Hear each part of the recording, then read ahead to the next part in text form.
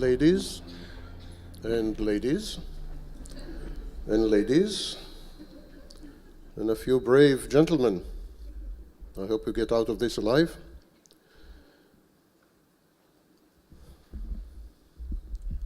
Sorry. Sure. Szóval hölgyeim és hölgyeim, remélem, hogy mind túl fogjuk élni az elkövetkezőket. You who are about to suffer, that's the translators, they're going to translate this lecture, so we should thank them in advance. És köszönjük meg előre is a tolmácsoknak, akik szenvedni fognak velünk.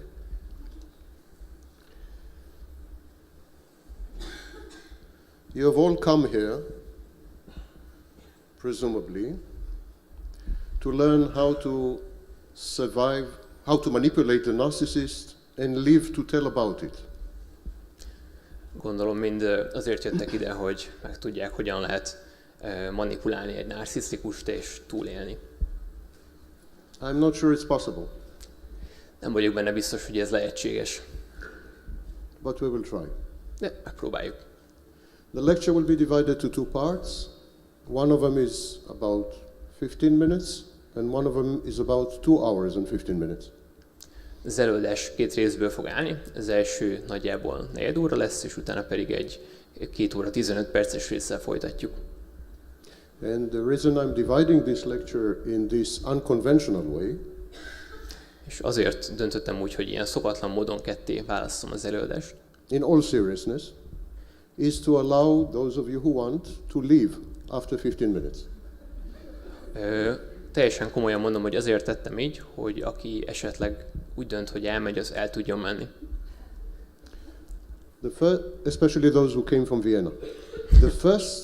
The first 15 minutes, I will tell you the only 8 ways proven to manipulate the narcissist. És ezt főleg azokra értem, akik Bécsből jöttek. Az elején el fogom mondani ezt a csak 8 bizonyított módot, amivel egy narcisztikust manipulálni lehet. Over 25 years of study, both my studies, other studies, we have come to the conclusion that there are only 8 effective ways to manipulate the narcissist. 25 év kutatás után, ami részben az én kutatásom, részben pedig másoké, azt találtuk, hogy csak ez a 8 mód áll rendelkezésre arra, hogy egy narcisztikust manipuláljunk. So with those of you with an American mindset, I'm going to give you these 8 ways in the first 15 minutes. Szóval azok számára, akik amerikai módon gondolkodnak, először bemutatom nektek ezt a 8 módot, amelynek segítségével manipulálni tudtok egy narcisztikust. The rest of the lecture would be to explain to you why these 8 methods work. Az előadás utána következő részében pedig el fogom nektek mondani, hogy miért működik ez a 8 módszer. To take you on a tour of the narcissist mind. És elmegyünk egy safarira, ahol megnézzük a narcisztikusok elméjét belülről. It's not Disneyland. Nem Disneyland. It's a horror chamber. Ez egy horror kamra. It's a concentration camp. Koncentrációs tábor. So those of you who got what they wanted in the first 15 minutes can leave. After that, I guarantee you, it's going to become extremely unpleasant. Szóval azok, akik negyed órában megkapják ezt a 8 módszert, elmehetnek utána, mert biztosítatom, hogy ami utána következik, az megterhelő lesz érzelmileg. Those of you who survive the entire lecture will have a grasp of what it is to be a narcissist. Aki végüli ezt az egész előadást, annak lesz valami fogalma arról, hogy mit jelent narcisztikusnak lenni. And using this deep understanding of what it is to be a narcissist, you will be able to better survive, and if you wish, better manipulate the narcissist. És ennek a tudásnak segítségével jobban túl tudunk élni egy narcisztikust, vagy ha úgy döntünk, akkor jobban tudunk manipulálni egy narcisztikust. One of the major problems of the information available online and offline is that the people who offer this information are not narcissists. They don't know really what makes the narcissist tick. Az online és offline egyaránt elérhető tartalmaknak egy nagy hibája, hogy akik írták, azok nem narcisztikusok, szóval nem igazán tudják, hogy pontosan mi hat egy narcisztikusra. They are offering the perspective and the experience of the narcissist victims. Ők a narcizmus túlélőinek szempontjából tudnak relevánsak lenni. It creates a feel-good atmosphere.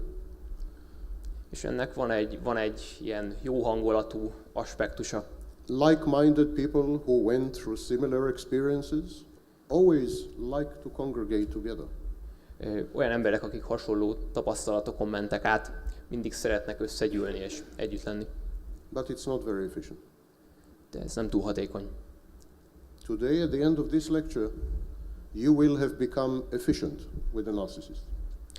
Az előadás végére önök is így hatékonyak lehettek egy narcisztikus emberrel szemben.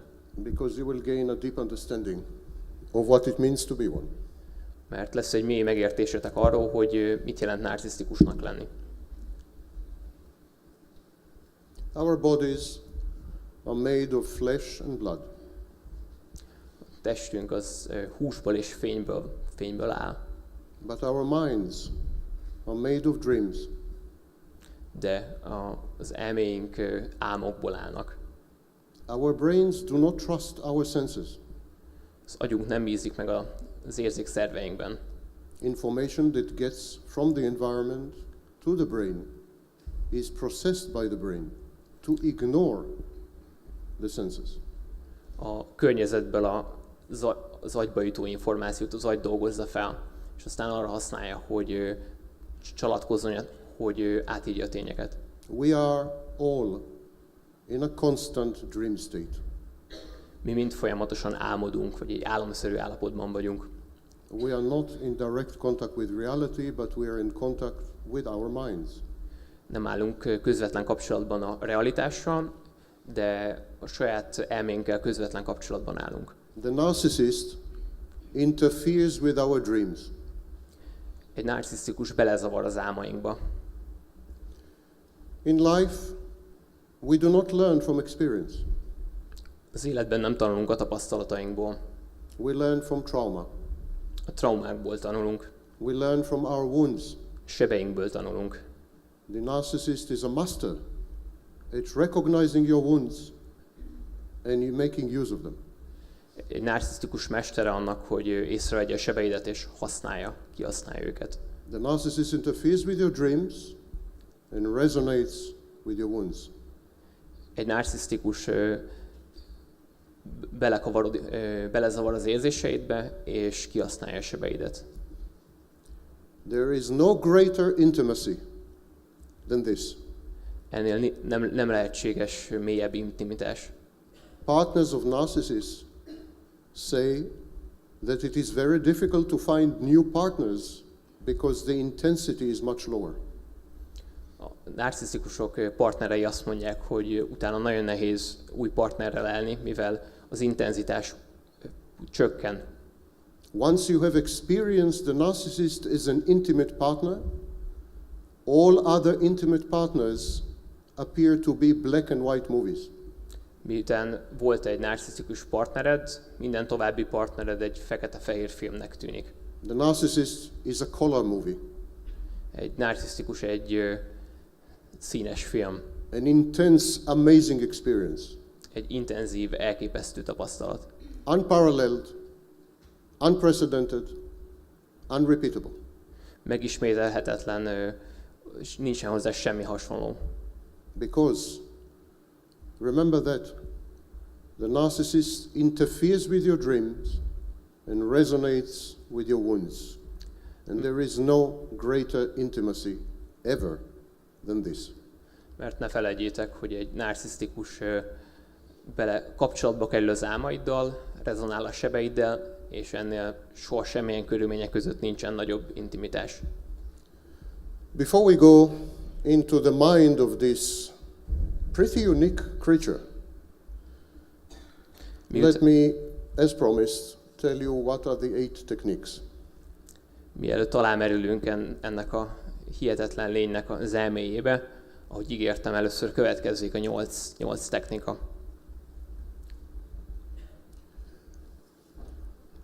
There are 8 techniques. I invented 7 of them, and I'm very sad to say that someone else invented the 8. 8 van, ebből 7-et én dolgoztam ki, és nagy szomorúságomra azt kell, hogy mondanom, hogy a 8-at nem én.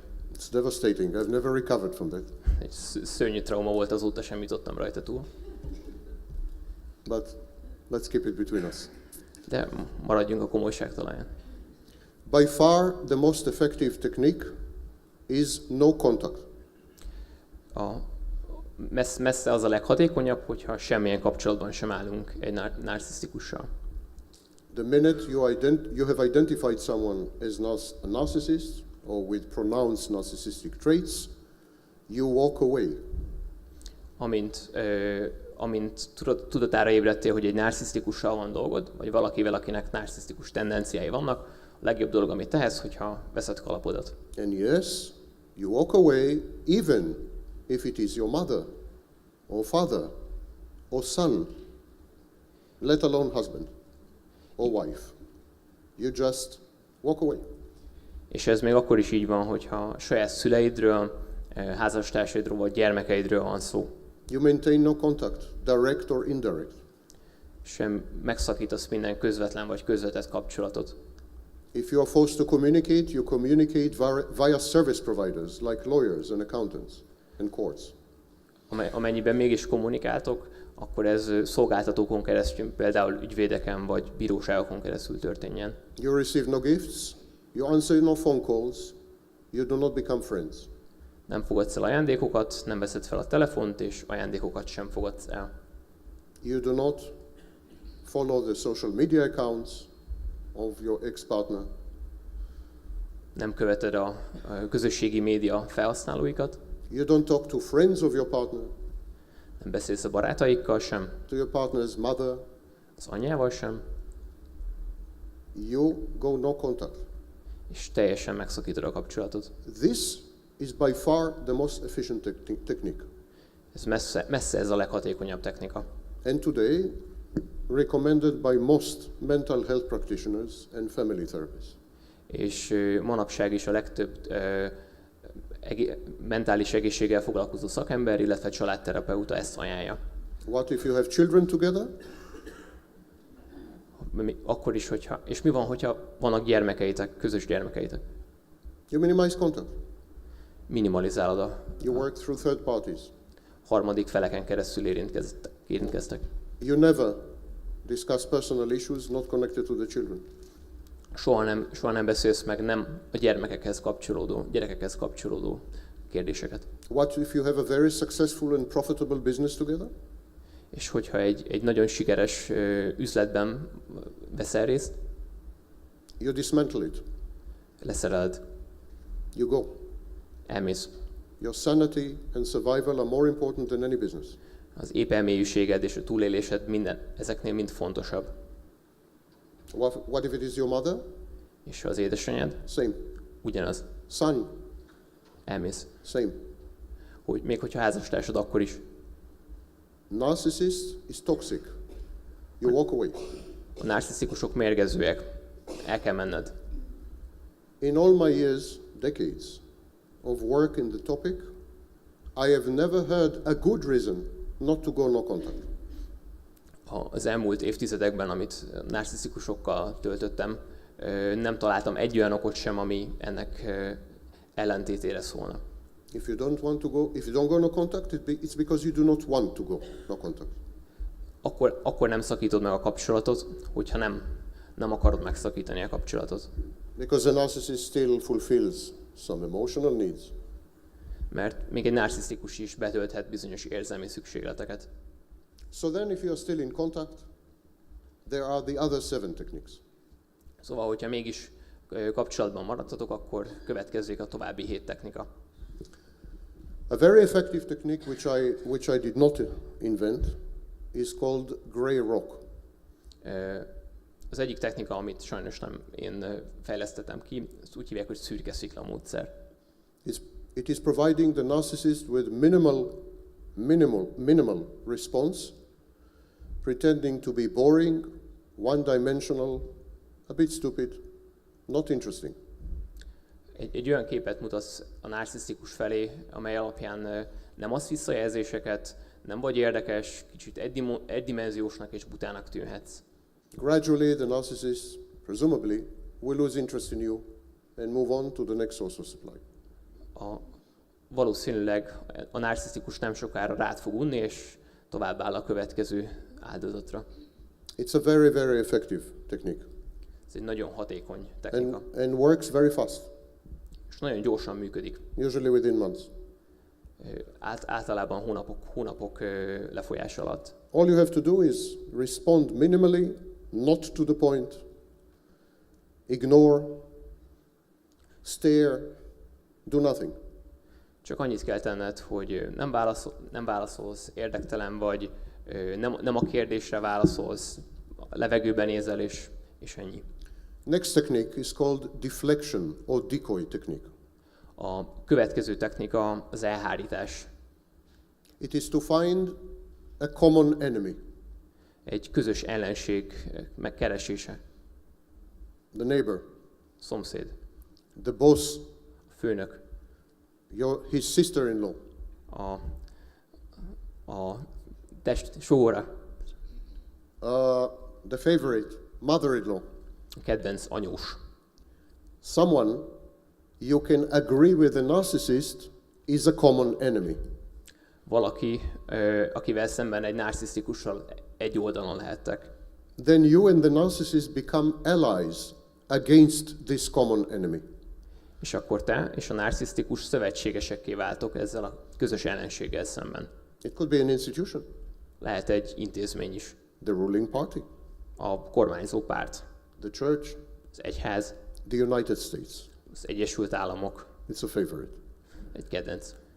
You just find a common enemy, and then you become friends Csak, of the narcissist.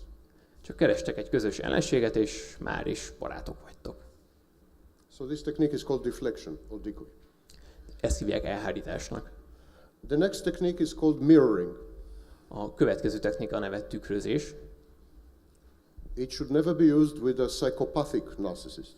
és ezt egy pszichopata narcisztikussal szemben soha nem szabad alkalmazni. Psychopathic narcissist has no impulse control, tends to be violent, and is defiant. Egy pszichopata narcisztikusnak nincsen kontrollja az impulzivitása felett, és emiatt rendkívül veszélyes.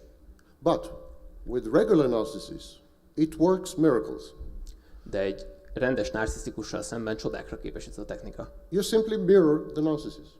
Csak simán tükrözöd a narcisztikust. Mirroring is a very bad term that I chose because in a mirror everything is opposite, reverse. But actually it's copying, imitating the narcissist. A tükrözés kifejezés, amit én alkottam meg, annyiban nem pontos, hogy egy tükörben minden fordítva áll, míg a valóságban az történik, hogy másolod, imitálod a narcisztikust. He shouts, you shout. Ha ő kiabál, te is kiabálsz. He humiliates you, you humiliate him. Hogyha megaláz téged, te is megalázod őt. He cheats on you, you cheat on him. Ha megcsal, te is megcsalod. Whatever he does, you do.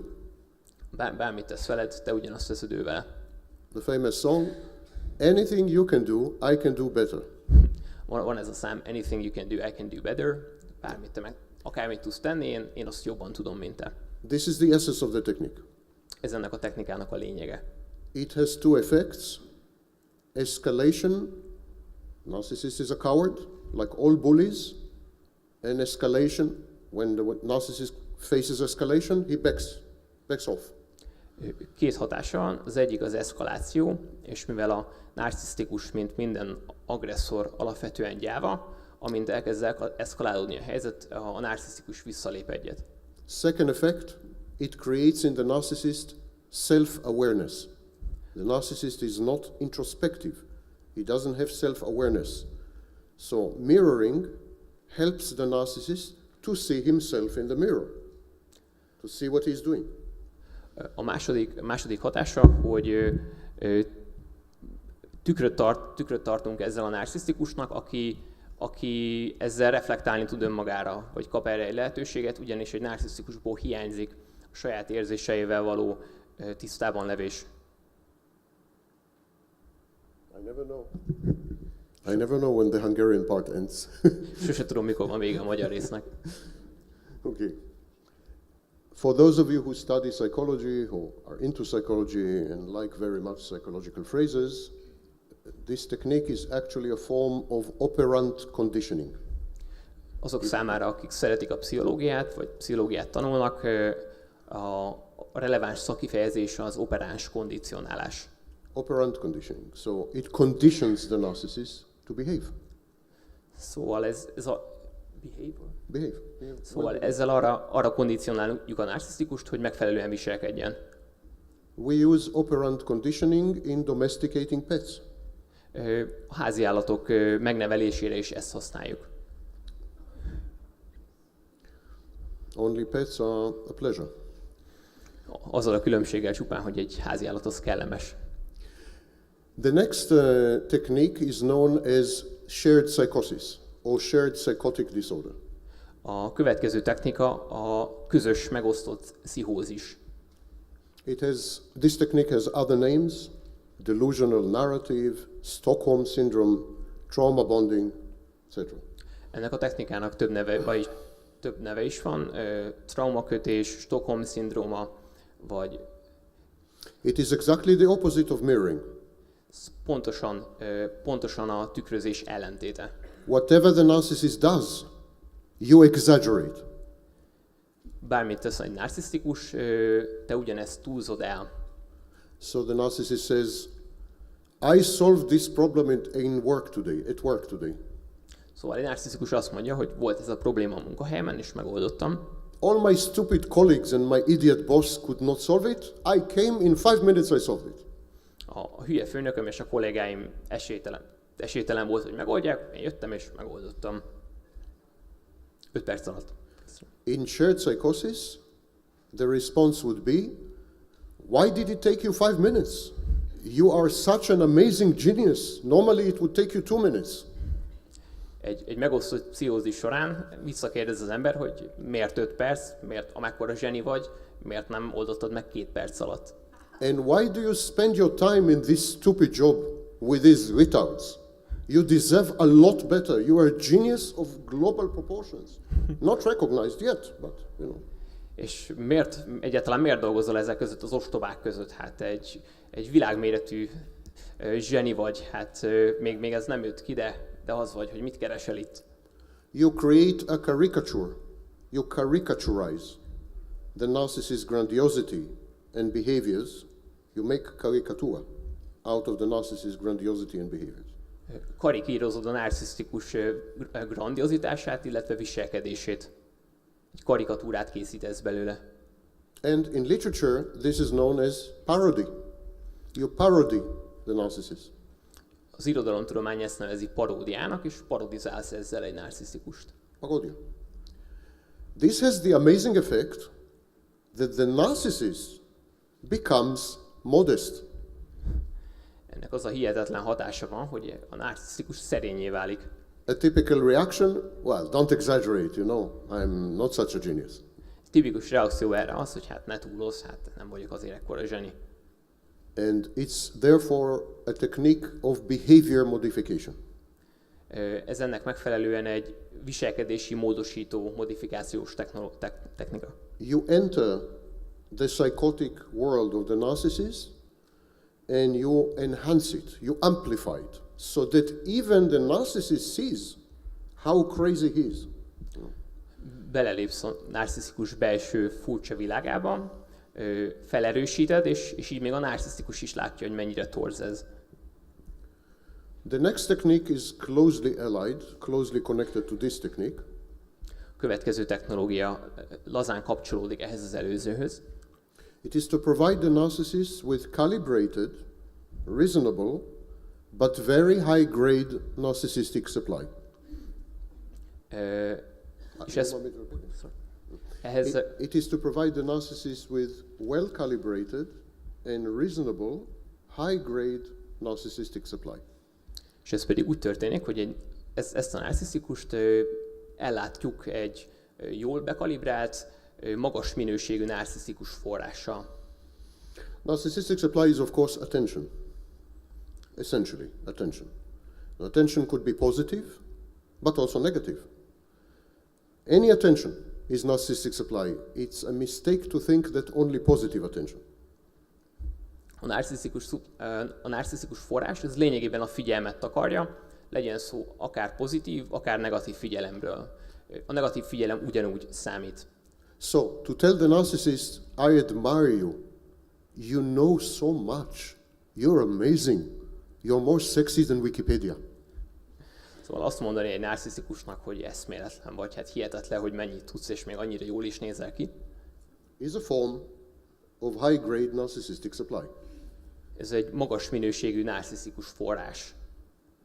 But to say to the narcissist, I am terrified of you, you frighten me, you are so strong and so ruthless and so cruel, that is also high-grade narcissistic supply.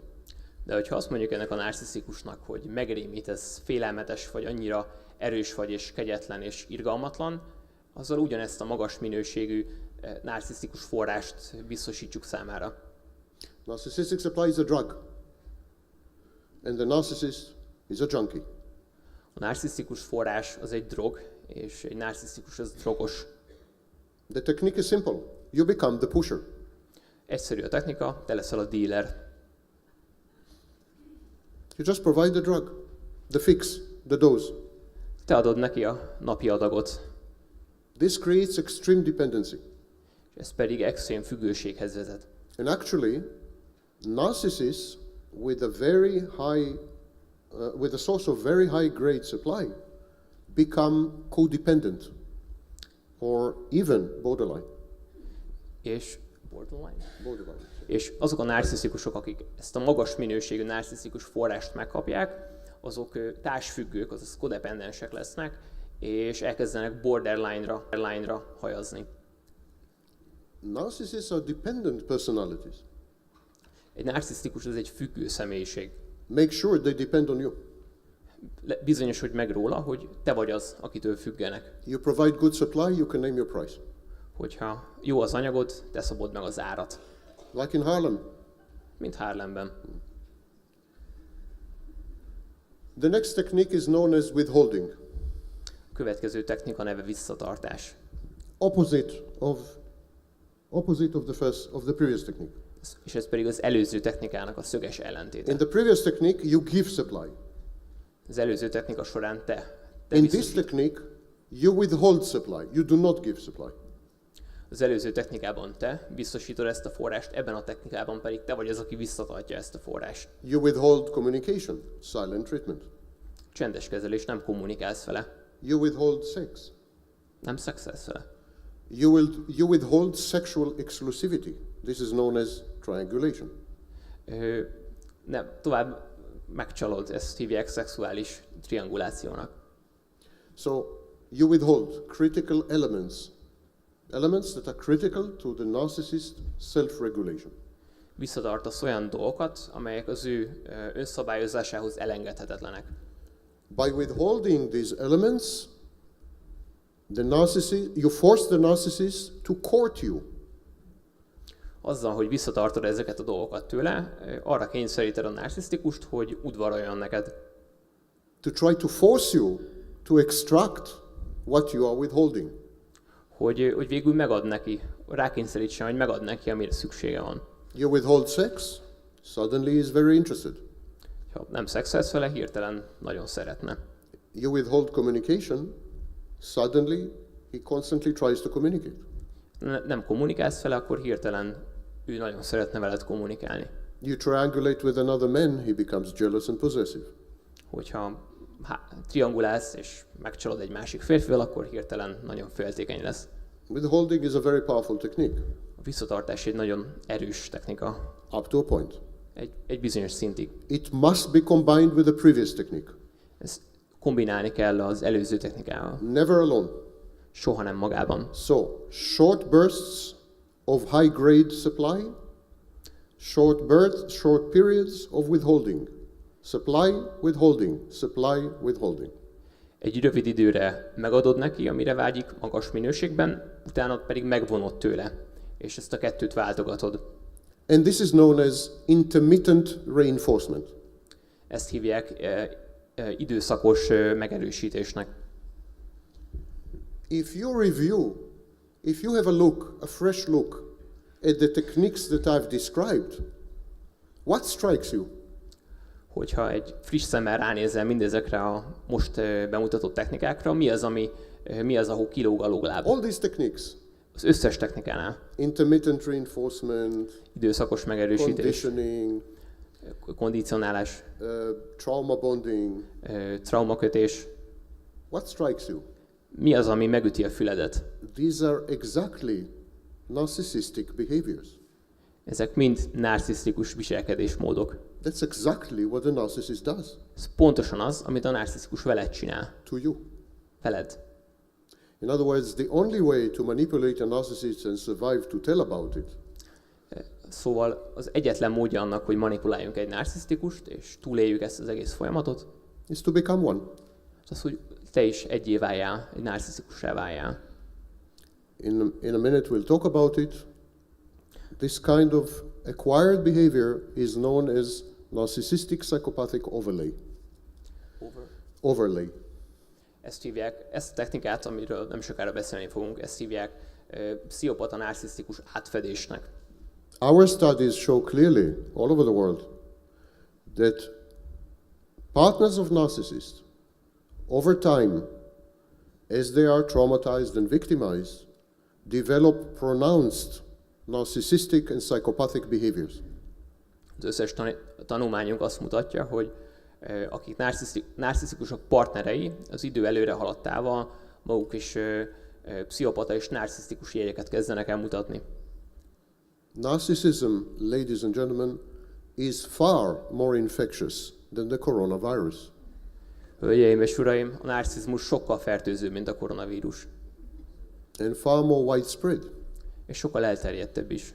And there is no way to quarantine the victims. És nincsen karantén.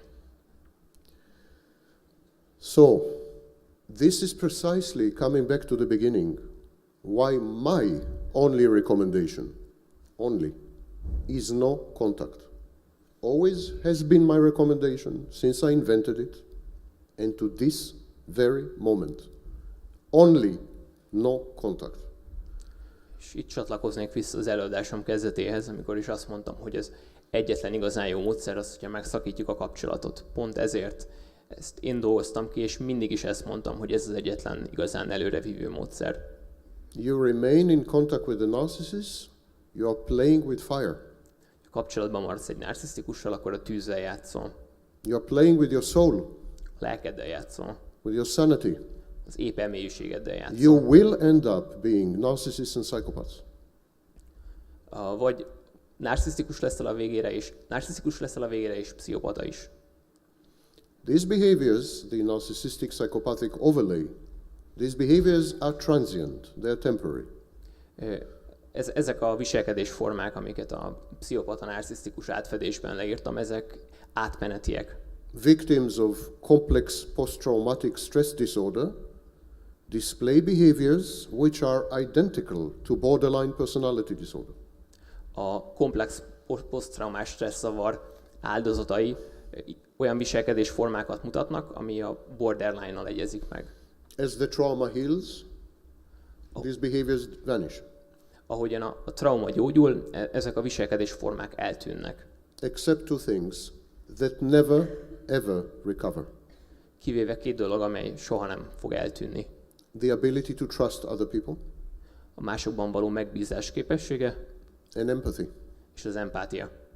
Victims of narcissism, people with long exposure to narcissists and psychopaths develop empathic deficit that never recovers. Azok, akiket egy pszichopata narcisztikus megsebzett egy kapcsolatban, hosszú távon az empátiás hiányt fognak elszenvedni. Similar empathic deficit we can find among alcoholics.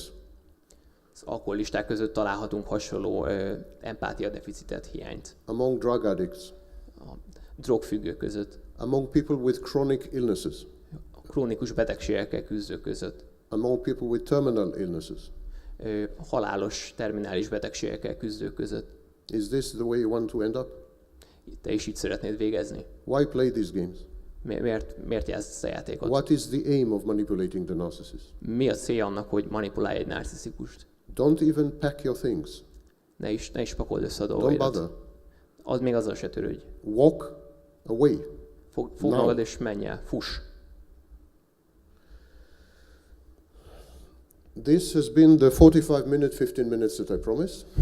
És hát ez volt a 45 perces, 15 perc, amit ígértem. And now I'm inviting you to a tour of the narcissist's mind.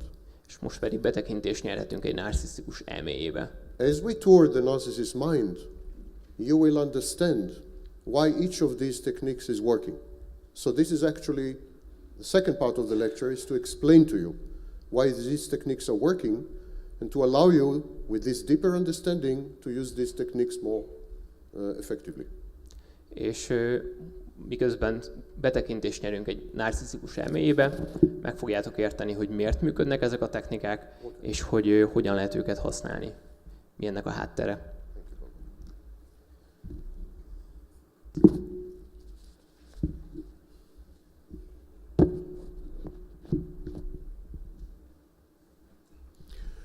The reason the narcissist is very effective at manipulating you, controlling you, and inducing in you emotions and moods is because exactly like you, the narcissist is a victim. Egy narcisztikus azért tud rendkívüli módon manipulálni és hatni az érzelmeidre, mert hozzád hasonlóan ő is egy áldozat. Narcissism is a post-traumatic condition. A narcizmus az egy posztraumás stresszavar. The narcissist has been the victim, usually, of his parents. A narcisztikus általában a szülei áldozata. As a victim, the narcissist chose a highly specific solution. Mint egy áldozat, a narcisztikus erre egy nagyon specifikus válaszreakciót ad. But the fact that the narcissist chose a specific solution does not mean that the narcissist is not a victim. De az, hogy a narcisztikus erre egy bizonyos feloldást választ, He is as much a victim as you are. ez nem jelenti, hogy ő nem áldozat, ő ugyanúgy áldozat, mint ahogy te áldozat vagy. The reason the narcissist victimizes you is that he wants company. Egy narcisztikus azért fog téged áldozattá tenni, mert társaságot szeretne magának. As long as you are not victimized, you are alien to the narcissist. Amíg te magad nem vagy áldozat, addig idegen vagy egy narcisztikus számára. Narcissist wants to feel at home Ő otthon szeretné érezni magát. among his own kind. Sajátjai között szeretne lenni. He wants to be among victims Áldozatok között szeretne lenni. because he is a victim. Mert ő egy áldozat. So he converts and transforms everyone around him into a victim. És ezért mindenkit maga körül áldozattá változtat át. Simply to feel at home.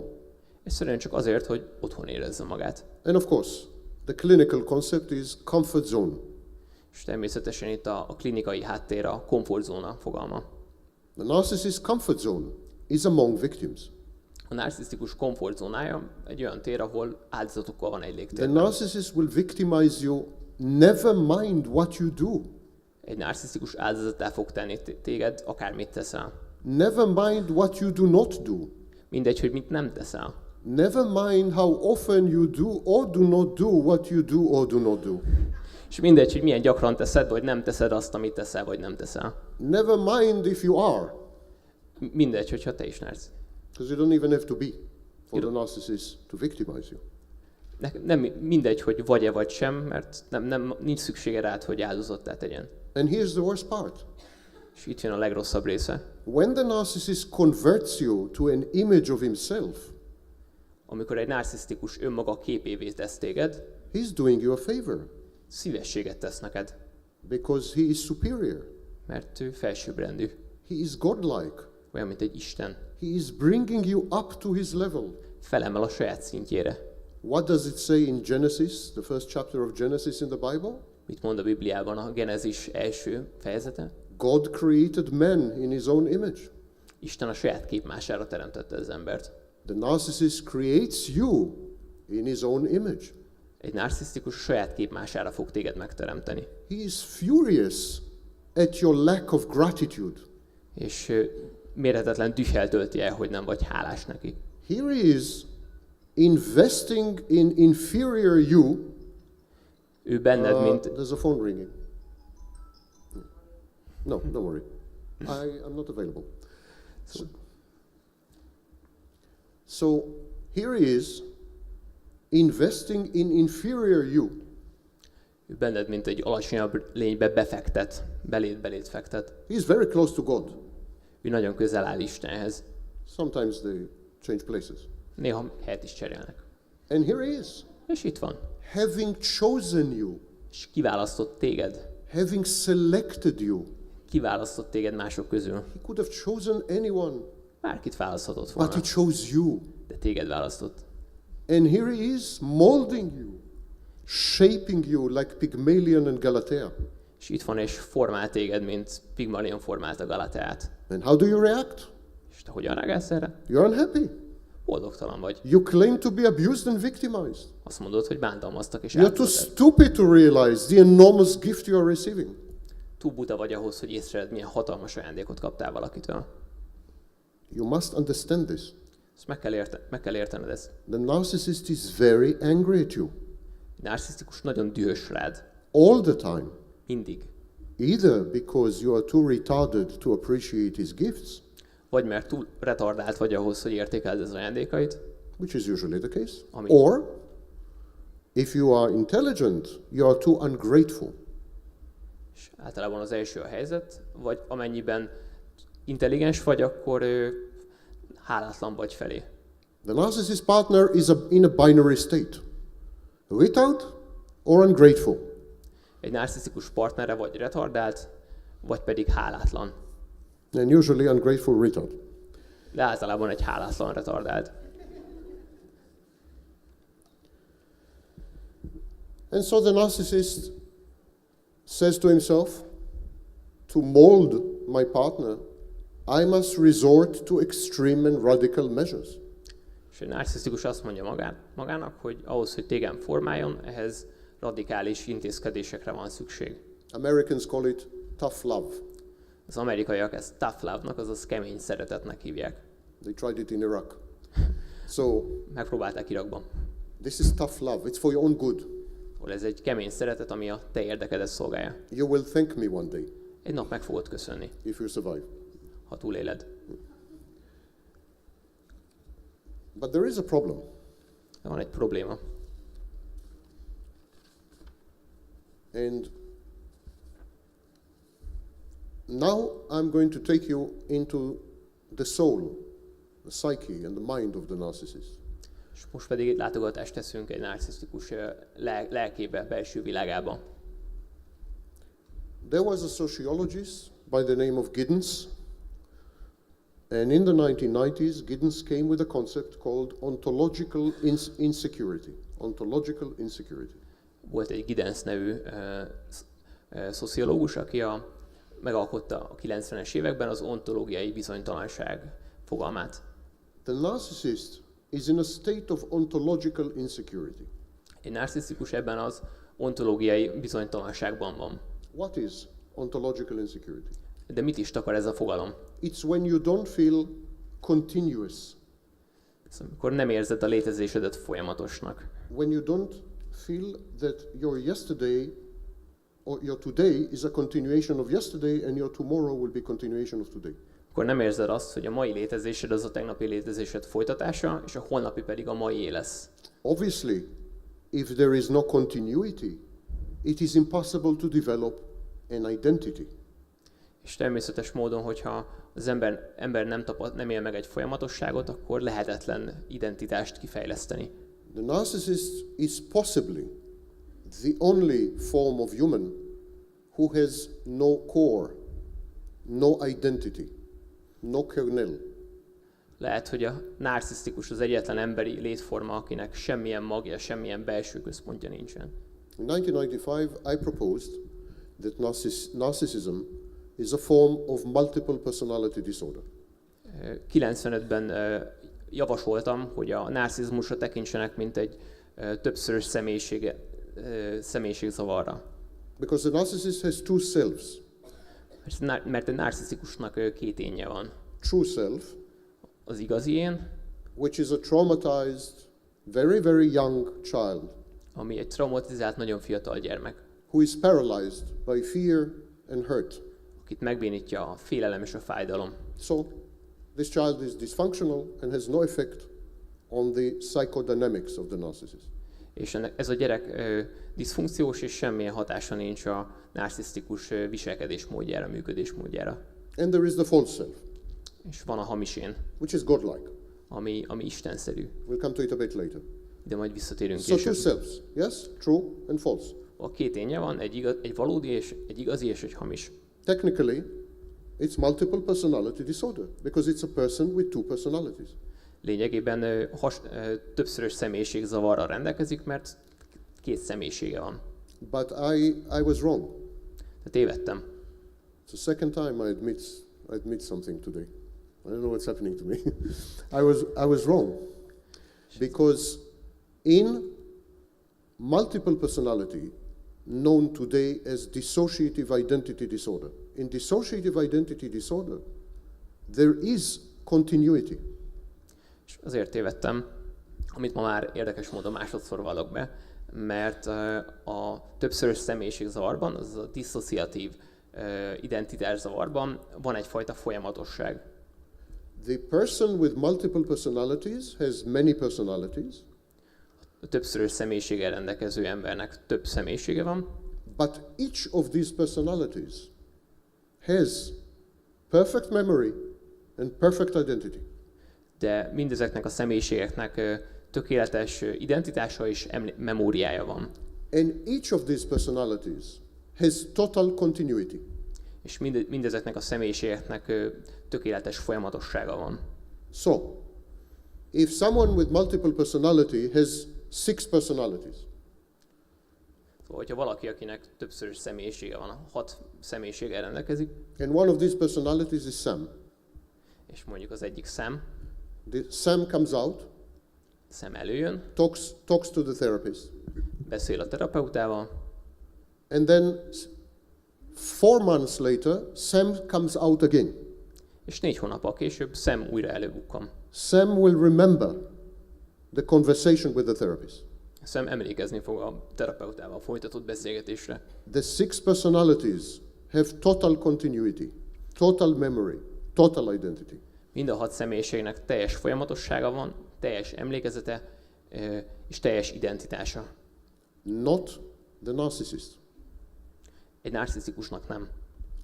Narcissists forget or have no access to almost 80%, 80%, at least according to my studies, 80% of their memories. 80. A saját kutatásaim szerint egy narcisztikusnak vagy kiesik, vagy pedig elérhetetlen az emlékei 80%-a. Every minute you are confronted with a new person, new narcissist, which has nothing to do with the person a minute before. Minden percben egy új narcisztikussal fogsz találkozni, beszélni, aki egy perce még nem volt ott, és most váltunk. Narcissists suffer from something called dissociation. A narcisztikus ember diszociatív viselkedéstől szenved. Dissociation is breaks in memory, Lényegében feldarabolódik az emlékezete. missing time. Kihagy néha. So the narcissist misses seconds, milliseconds, microseconds, but misses all the time. Lehet, hogy másodpercekre, de az is lehet, hogy 10 He másodpercekre nem dissociates. emlékszik. He dissociates all the time. Tehát mindig darabolódik az Is emlékezete. not continuous. Nem folytatólagos. How to live like that? Hogyan lehet így élni? What the narcissist does is called, in clinical terms, confabulation. Ezt hívják, amit a narcisztikus személy csinál, az lényegében egy meseszövés. The Konfabuláció. narcissist invents stories to cover the missing parts. A narcisztikus személy kitalál történeteket arra, hogy a hiányzó darabokat kitöltse. The narcissist says to himself, I remember picking the golf club, Azt mondja magának, hogy emlékszem, hogy felvettem a golfütőt, and I remember the ball going to the hole. és arra is emlékszem, hogy a labda elindult a lyuk irányába. But I don't remember anything in between. De e között semmire másra nem emlékszem. So let's see. Probably, it's logical that I hit the ball with the golf club. Úgyhogy valószínű, de csak valószínű, mert logikus, hogy beleütöttem abba a labdába a golfütővel. Probably. Valószínűleg. It's logical. Logikus. It makes sense. Mert ennek van értelme. It's plausible. Ez a valószínű. But I do not remember it. De nem emlékszem. And this is called confabulation. Ezt hívják konfabulációnak, vagyis meseszövésnek. Very often, the narcissist gets the confabulation wrong. Nagyon gyakran a narcisztikus személy téved ebben a meseszövésben. So people think he is lying Úgyhogy az emberek azt gondolják, hogy ő hazudik, or gaslighting. vagy gázlángozik, He is not. He is confabulating. mesét sző. Here's your problem as victims or partners. Beszéljünk most a problémáról. The narcissist is like the river of Heraclitus. A narcisztikus személy olyan, mint egy folyó. You know, Pantarei, you cannot enter the same river twice. Ismerik bizonyára azt a mondást, hogy kétszer ugyanabba a folyóba nem lehet belelépni. You cannot talk to the same narcissist twice. Ugyanazzal a narcisztikus személlyel sem lehet kétszer beszélgetni. You do not have a relationship with the same person.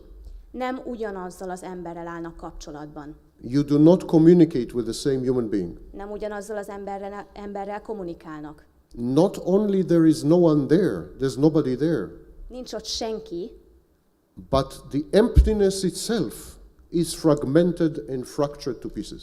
és ezen kívül, vagy emellett az az üresség szétdarabolódott. It's like an empty, beautiful, empty palace Olyan, mint egy üres, de gyönyörű palota. with no inhabitants, Senki nem lakik benne, and the walls themselves csupán a falak are állnak. cracked and falling down. És ezek a falak repedésekkel telik, és omladoznak. Partners of narcissists cannot digest this. A narcisztikus emberek partnerei ezt nem tudják feldolgozni. There are two things that victims of narcissists cannot accept and Ki- cannot digest. Két dolog van, amit a partnerek nem tudnak egyszerűen megemészteni. One, Az első, the narcissist does not exist. a narcisztikus nem létezik. There is nobody home. Nincs otthon senki. There is no person there. Nincs ott ember. I mean, probably many of you know that I'm a narcissist, yes? Valószínűleg sokan önök közül tudják, hogy én magam is narcisztikus személyiség vagyok. I've been diagnosed with narcissistic personality disorder Diagnosztizált narcisztikus. twice, Kétszer is diagnosztizáltak. over 15 years. 15 év lefolyása alatt. It's pretty safe I'm one. Úgyhogy bizonyossággal állíthatom, hogy az vagyok. So you look at me. Nézzenek rám, Here I am, itt vagyok. joking, Viccelek, talking, beszélek, drinking coffee, kávét iszom, drinking water, vizet iszom, smiling at Barbara. mosolygok Barbarára. What am I missing? Akkor Some of you may think that I'm reasonably okay looking. talán sokan úgy gondolják, hogy jól is nézek ki. Those with myopia. Sorry. Those with myopia. Akik jól látnak, főleg a szemüvegesek. So it is impossible for you to grasp that there is nobody here behind this lectern. Ezért önöknek rendkívül nehéz felfogni, megemészteni azt, hogy emögött a pódium mögött senki nem áll. Trust me on this.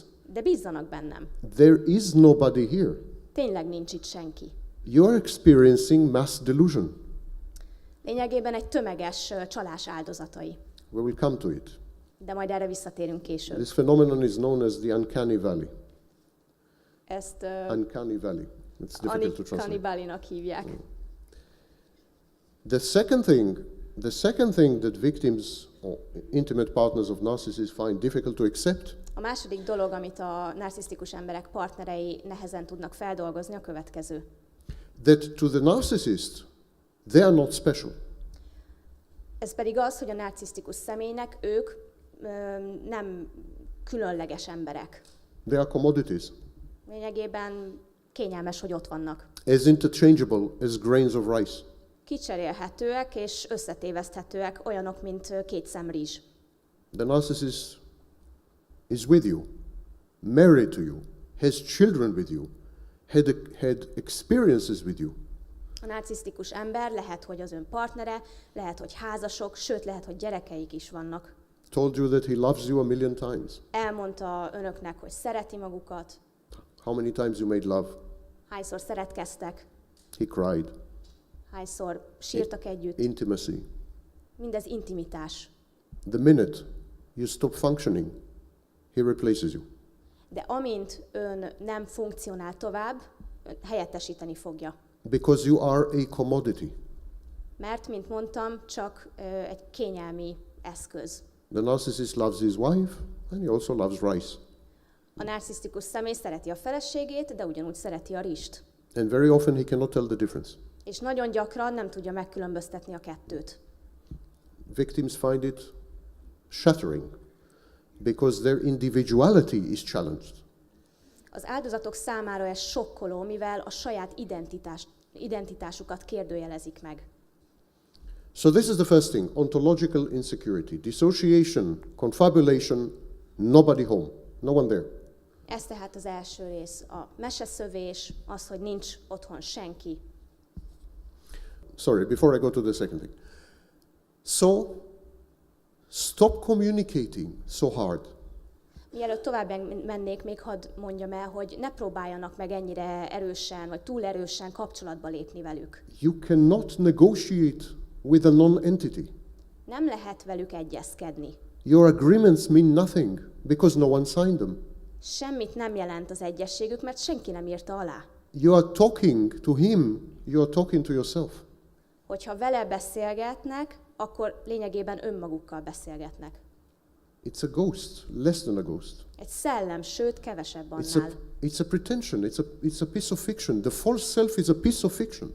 Egy feltételezés csupán, ami ott áll önökkel szemben. It's a bad movie. Egy rossz film, It's a script. egy szövegkönyv.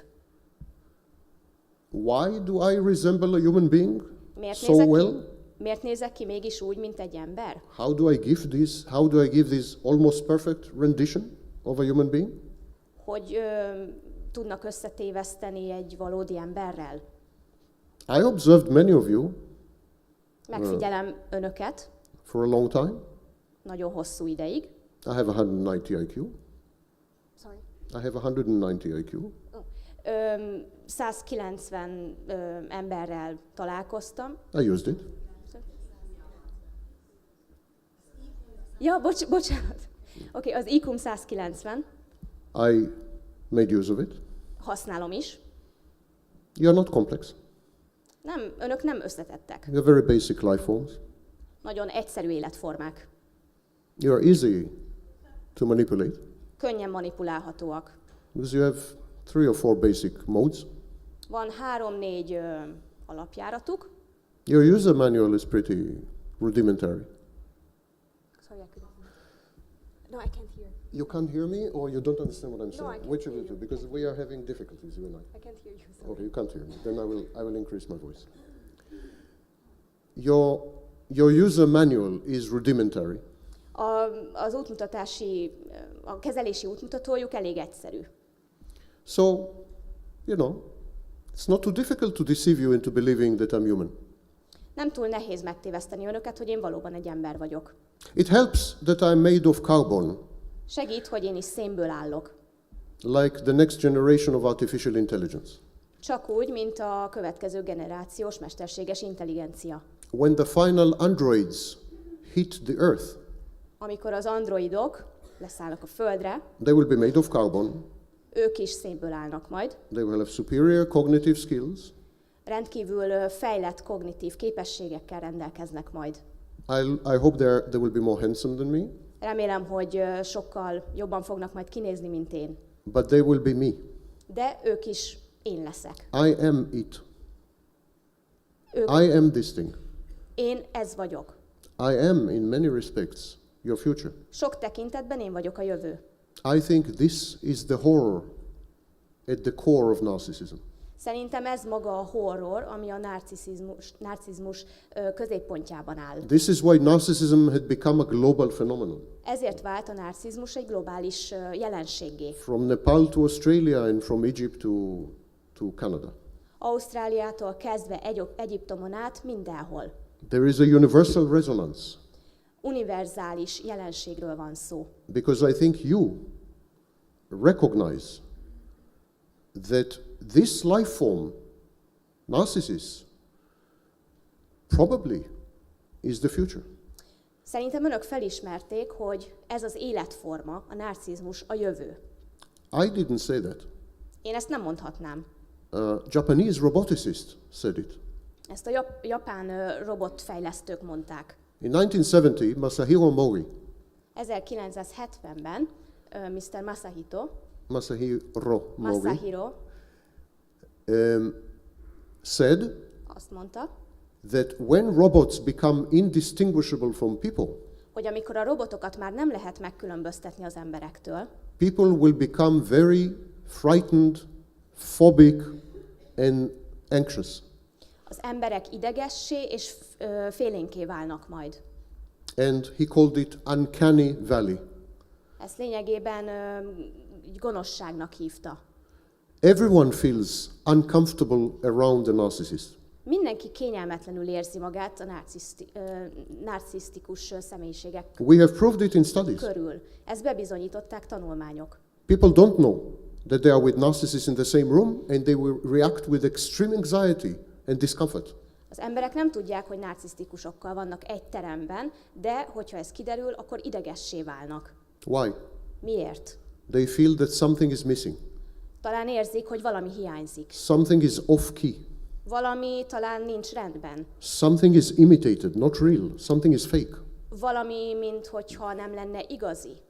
I'm telling you all these things for you to accept that it is not possible to have a meaningful emotional life with a narcissist. Ezeket azért mondom el, hogy ráébredjenek arra, hogy nem lehetséges, értelmes és tartalmas életet kialakítani egy narcisztikus emberrel. And no amount of manipulation will change this. És ez semmi nem fogja megváltoztatni. The next thing you need to understand about a narcissist is that narcissists, like people with other mental health problems, Amit érdemes megjegyezni a narcisztikus személyekkel kapcsolatban, csak úgy, mint más problémákkal küzdő emberekkel kapcsolatban, they are capable of what we call paradoxical thinking. képesek a paradoxikus gondolkodásra. The first person to describe paradoxical thinking, first psychologist, was Bateson. Bateson volt az, aki először leírta a paradoxikus gondolkodást. He called it double bind. Dupla elmének. And then Lang nevezte. was a famous British psychotherapist. Majd Lang, aki egy híres brit pszichoterapeuta volt, Audi Lang, and he called it the incomplete knot. ő nevezte a nem teljes csomónak. Paradoxical thinking is simply the ability to have at the same time contradictory thoughts and contradictory beliefs. Ennek a lényege, hogy egy időben egymásnak ellentmondó gondolatok is létezhetnek bennünk, és egymásnak ellentmondó hitünk is lehet. You can't do that. Önök erre nem képesek. You cannot think at the same time, wow, this guy is evil and this guy is wonderful. Önök egyszerre nem gondolhatják azt, hogy ez a férfi itt nagyon érdekes, vagy hát egyáltalán nem az. You cannot think at the same time, I believe the world is good and the world is horrible. Egyszerre nem gondolhatják azt, hogy a világ jó, és azt, hogy a világ rossz. You cannot have conflicting cognitions and conflicting values and beliefs. Egymással konfliktusban álló gondolataik nem lehetnek. This creates in you something called dissonance.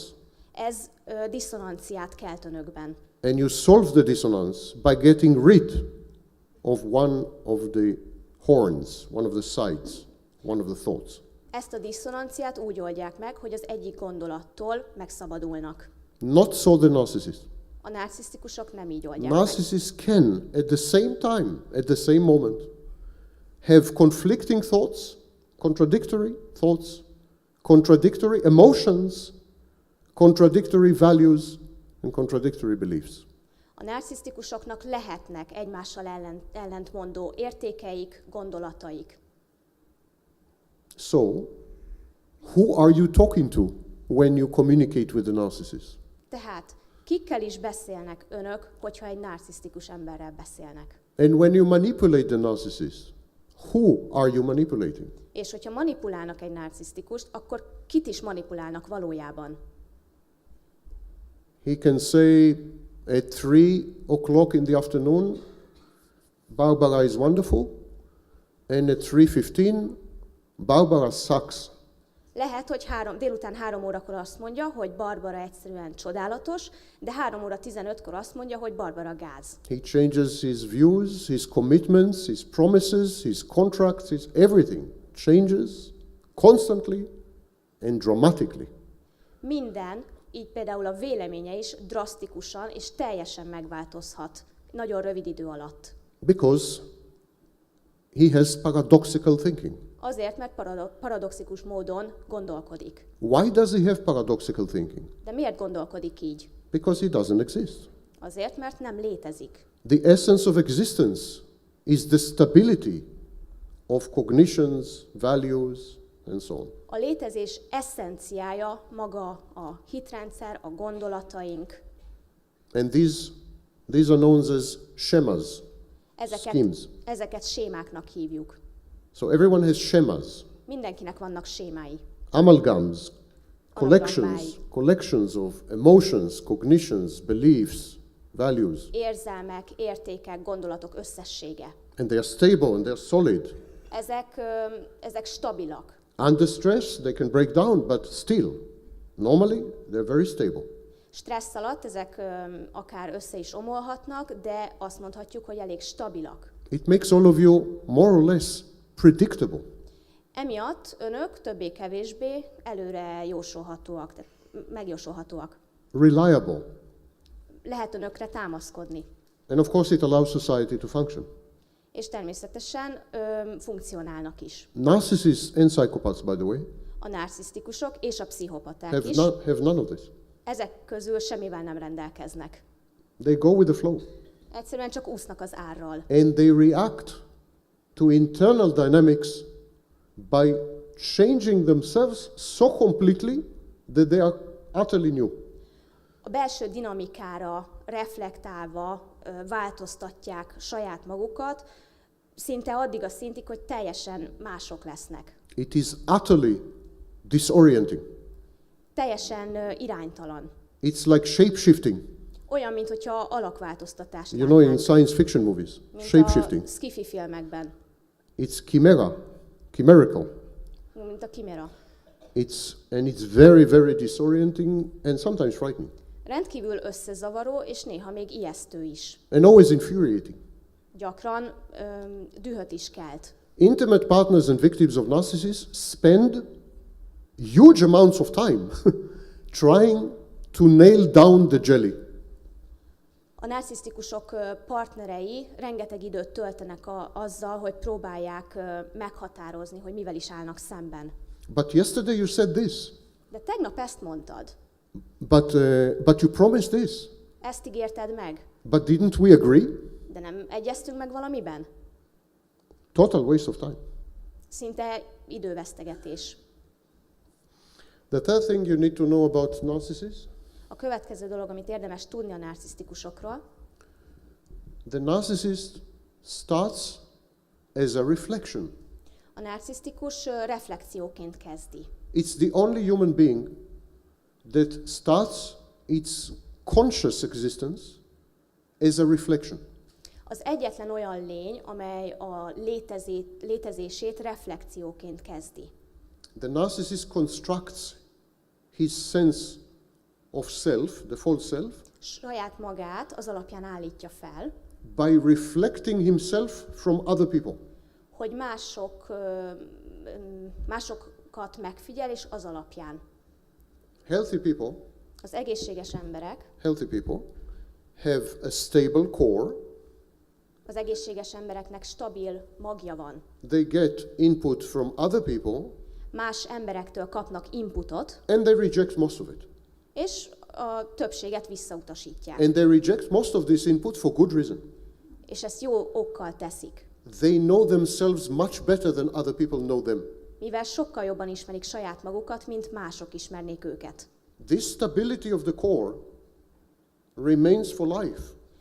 A mag stabilitása egy életre szól. Regulation of sense of self-worth. Felismerjük önmagunk értékeit. Regulation of moods. Tudjuk Moods. regulázni, igen, tehát tudjuk meghatározni, igen, a érzéseinket, hangulatainkat. Feeling good, feeling bad. Hogy jól érezzük magunkat, vagy rosszul. Regulation of emotions. Érzelmeinket is It tudjuk. all comes from inside. Mindez betekintésből, If you find yourself, belülről jön. if you find yourself on a alone on an island, Hogyha egyszer csak egy kihalt szigeten találják magukat, nothing will happen to you as far as your sense of self. semmi nem fog önökkel történni addig, amíg az önök énje érintetlen. Even alone on an island, you would still feel that you are you. Még egy elhagyatott szigeten is érezni fogják, hogy önök. Not so the narcissist. A narcisztikus ember nem. The narcissist is the totality of the reflections of other people. A narcisztikus személy más emberek reflexiójának összessége. The narcissist mind is like a hive of bees. A narcisztikus elme olyan, mint egy méhkas. Your mind is like a surface, Az önök elméje olyan, mint egy felület. uninterrupted surface. Egy sík felület. Everything fits in. Mindennek megvan a helye. What doesn't fit in, you discard. Aminek nincs helye, azt kidobják. After 20 years, 30 years, you are absolutely smooth and seamless. 20 év, 30 év elteltével teljesen simák. The narcissist mind is like a hive of bees with narciss- hexagons, millions of hexagons. A narcisztikus ember elméje olyan, mint egy méhkas. Hexagonok milliói. And to each hexagon, the narcissist collects his reflection in her eyes, in her eyes, in his eyes, in his eyes, in her eyes. Collects millions of reflections and then processes these reflections, puts them in the hexagons. A narcisztikus személy az emberek reflexióit összegyűjti, és belegyömöszöli ezekbe a hexagonokba. And what happens when there are no reflections? És mi történik, hogyha ezek a saját No narcissist. egyszerűen nincs akkor narcisztikus. The narcissist feels when he is not surrounded by people who reflect him, the narcissist feels that he does not exist. Hogyha a narcisztikus úgy érzi, hogy nem reflektál senki, akkor úgy érzi, hogy ő nem is létezik. You remember the technique of withholding? Emlékeznek a visszatartás technikájára? This is connected to this. Ez ehhez kapcsolódik. If you withhold, you don't reflect. If you don't reflect, you threaten the narcissist's very existence. Hogyha visszatartanak, akkor nem reflektálnak, és ezzel a narcisztikus ember létezését veszélyeztetik. In the relationship with the narcissist, you have 100% of the power. Egy narcisztikus emberrel való kapcsolatban önöknél van az erő 100%-a. The narcissist has zero. A narcisztikusnak 0% hatalma van. The genius of the narcissist is to convince you that he has 100% of the power A and narcisztikus, you have zero. A narcisztikus abban zseni, hogy meggyőzze önöket arról, hogy ő birtokolja a hatalom 100%-át, önök pedig a 0%-át. The narcissist does have empathy. A narcisztikus emberben van empátia. It's called cold empathy. Ezt hideg empátiának hívjuk. Cold empathy is empathy, but without emotions. Empátia, de érzelmek nélkül. It's goal-oriented. Lényegében csupasz. So if I see someone crying, I would recognize that she is sad. I would recognize this. She is sad, so I do have empathy. I have cognitive empathy. Yes? Hogyha valakit látnék sírni, akkor felismerném, hogy az az ember szomorú, tehát van kognitív empátia bennem. But you will say, wow, she is sad. I remember being sad. It's a bad feeling. Can I do something for her? De önök valószínűleg azt gondolnák, hogy látom, hogy ő szomorú, emlékszem, mikor én is szomorú voltam, nem túl kellemes érzés, vajon tehetek-e érte valamit? Emotional resonance. Tehát érzelmi rezonanciáról She van is szó. sad. I remember being sad. It's a bad feeling. I want to help. Ő szomorú, én emlékszem arra, hogy milyen szomorúnak lenni, rossz érzés, és ezért szeretnék neki segíteni. The narcissist says, or the psychopath, she is sad. I know what it means to be sad. Not from personal experience, but I know. I read in books, I observed. I know what it means to be sad cognitively. A narcisztikus és a pszichopata ember viszont meglát egy síró embert, azt mondja, hogy tudom mi az, hogy szomorúnak lenni, mert olvastam róla mondjuk egy könyvben. Now, if I play my cards right, probably at the end of the night I can have sex with her. De ezt nem személyes tapasztalatból tudom. És hogyha jól játszom ki a kártyáimat, akkor lehet, hogy ma este lefeküdhetek vele. Because she is broken. She is vulnerable. Mivel össze van törve és sebezhető. Her defenses are down. It's an opportunity. Épp most nem védekezik semmivel, úgyhogy ez számomra egy lehetőség. Cold empathy is empathy used to find your vulnerabilities. A hideg empátia lényege, hogy megtaláljuk mások sérülékeny pontjait. And then use these vulnerabilities to obtain goals. Narcissistic supply, sex, money, power, contacts, whatever.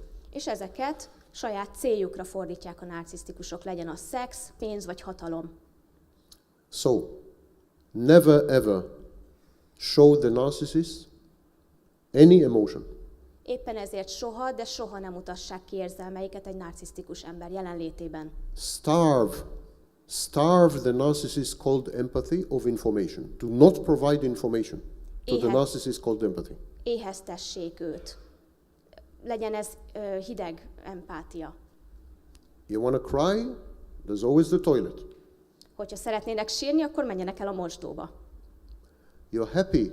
Keep it to yourself. Hogyha boldogok, tartsák magukban. It's like the Miranda warning. Any emotion you show can and will be used against you. Ez olyan, mint a Miranda jogok felolvasása, hogy minden érzelem, amit kimutatnak, felhasználható önök ellen. And this is called empathy. Ezt hívják empátiának. Bocsánat, ez a hideg empátia. Similarly, never ever offer the narcissist help or advice. Hasonlóképpen soha ne ajánljanak fel segítséget vagy tanácsot egy narcisztikus embernek. It's extremely difficult. Nagyon nehéz. Many of you love the narcissist. Sokan önök közül talán szeretnek egy narcisztikus embert. It's a different lecture. What's wrong with you? Azt majd egy másik alkalom során megvitatjuk, hogy mi is a probléma önökkel. But many of you do. De sokan önök közül mégis szeretik. And when you love someone, I heard, you want to help. És hogyha szeretnek valamit, akkor legalábbis én úgy hallottam, akkor szeretnének rajta segíteni. You want to prevent bad things from happening Szeretnék to that person. megelőzni azt, hogy azzal az emberrel rossz dolog történjen. You want to guide the person in the right direction if you know the right direction. Szeretnék a jó irányba terelni azt az embert, hogyha önök ismerik a jó irányt. Or you just want to hold the person. Vagy lehet, hogy csak szeretnék támogatni azt az embert. These are critical mistakes with a narcissist. Ezek kritikus hibák egy narcisztikus emberrel. I repeat, never ever offer help, advice, guidance, or holding. Megismétlem, soha, de soha ne ajánlják fel segítségüket, támogatásukat, vagy azt, hogy segítenek egy narcisztikus embernek. For two reasons. 2 okból is. One, the narcissist will interpret your behavior as weakness, as vulnerability. Először is azért, mert a narcisztikus ember úgy fogja értelmezni a szándékukat, mint egy gyengeséget. Something he can leverage, something he can use to obtain goals in the future. Olyas valami lesz számára, amit felhasználhat majd ön ellen a jövőben. He will begin to fake the need for help. Elkezdi majd imitálni, elkezd majd úgy tenni, mint hogyha szüksége lenne a segítségükre. Second thing, if you offer the narcissist help and advice, he will think that you are humiliating him. Másodszorban pedig, hogyha tanácsot vagy segítséget ajánl egy narcisztikus embernek, talán azt gondolhatja, hogy megalázza őt. It's narcissistic injury. Ez a narcisztikus seb. The narcissist doesn't need help from you. A narcisztikus embernek nincs szüksége önöktől segítségre. Narcissist doesn't need help from anyone. Senkitől sincs szüksége rá. He's above help. Neki nincs szüksége He's segítségre. He's omnipotent. He's all powerful. Ő rendkívüli hatalmú, erős. Narcissist doesn't need advice from you. Önöktől nincs szüksége tanácsra. He's omniscient. He knows everything. Ő mindent tud. A narcissist will drive his car for 6 hours before his wife will ask someone for help because he cannot find the place. Inkább 6 órán keresztül vezet körbe-körbe, de elkerüli azt, hogy a felesége keressen neki egy parkolóhelyet. If you are offering the narcissist advice or help, you are saying to the narcissist, you are in need of advice and help. Hogyha segítséget vagy tanácsot ajánlanak egy narcisztikus embernek, lényegében azt mondják neki, hogy szükséged van a tanácsra és a segítségre. I have something you don't have. Van nekem valamim, ami neked nincs. For example, I have information you don't have. Például van információm, ami neked nincs meg. Narcissists will react very badly to this. Erre rosszul fognak reagálni. Will never forgive you for offering help and advice. Soha nem fognak megbocsátani önöknek, hogyha segítséget vagy tanácsot adnak. You well know by now, it's something that I described in the mid-90s, a cycle of idealization, devaluation, discard, and replacement. Bizonyára már hallottak róla, az 1990-es években írtam le az értékvesztés és az eldobás ciklusát. There is a technique that makes use of this cycle. Van egy technika, ami felhasználja ezt a ciklust. The narcissist first idealizes you, then the narcissist devalues you, then the narcissist discards you, and then the narcissist replaces you with someone else. A narcisztikus személy először idealizálja önt, majd megfosztja önt értékeitől, majd eldobja önt, utolsó lépésként pedig helyettesíti önt valaki mással. To manipulate the narcissist, you reverse the cycle.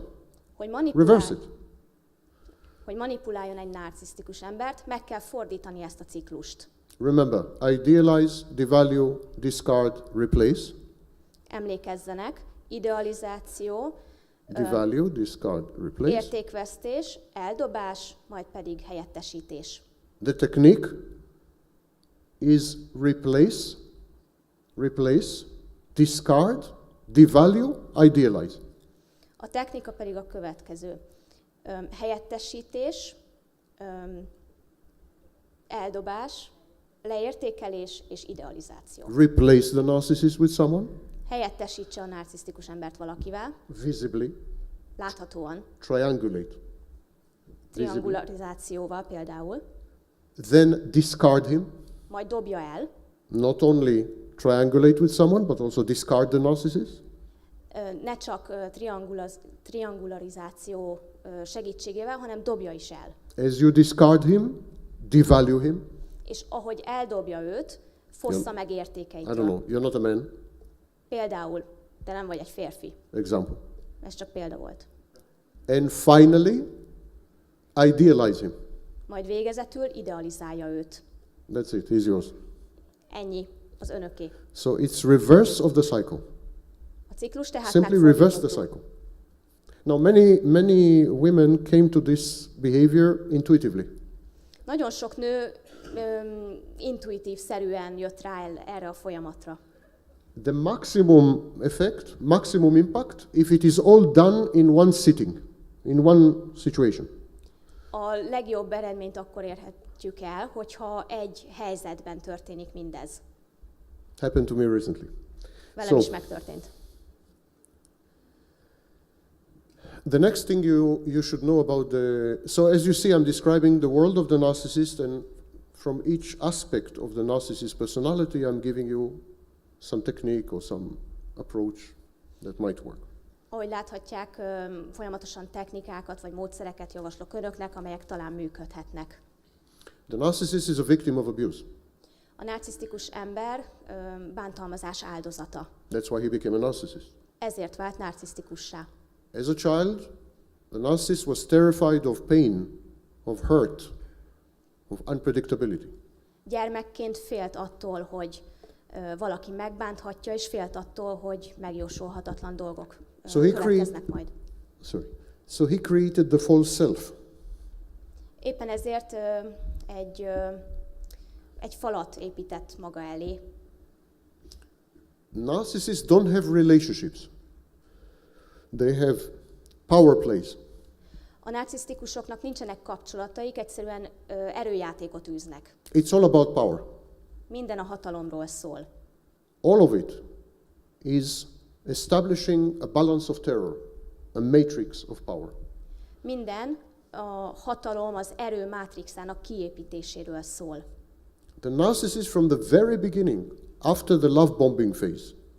By the way, the love bombing phase is not telling you, it's not about telling you that the narcissist needs you, or it's about telling you how unique you are. Egészen a szeretetbombázásig. A szeretetbombázás amúgy nem arról, a szeretetbombázás arról szól, hogy elmondjuk neki, hogy mennyire szükségünk van rá. The narcissist is trying in the love bombing phase to convert you into narcissist. A szeretetbombázás folyamata alatt a narcisztikus ember megpróbálja önöket narcisztikussá változtatni. To taste how it feels to get narcissistic supply. Hogy megízlelje, hogy milyen is narcisztikus szolgáltatást, forrásokat nyújtani. So the love bombing phase is simply to give you the taste of this drug so that you become junkies as well. A szeretetbombázás lényege, hogy megízleltesse önökkel ezt, hogy aztán önök is függőké váljanak. But the minute the narcissist acquires you, the minute the narcissist hoovers you, the minute you belong to the narcissist in his mind, amint a narcisztikus ember azonban bekebelezi, beporszívózza önöket, the narcissist's message to you is, I don't need you. az üzenete az lesz, hogy nincs szükségem önökre. There is nothing you have that I want, or that I need, or that I cannot get anywhere else.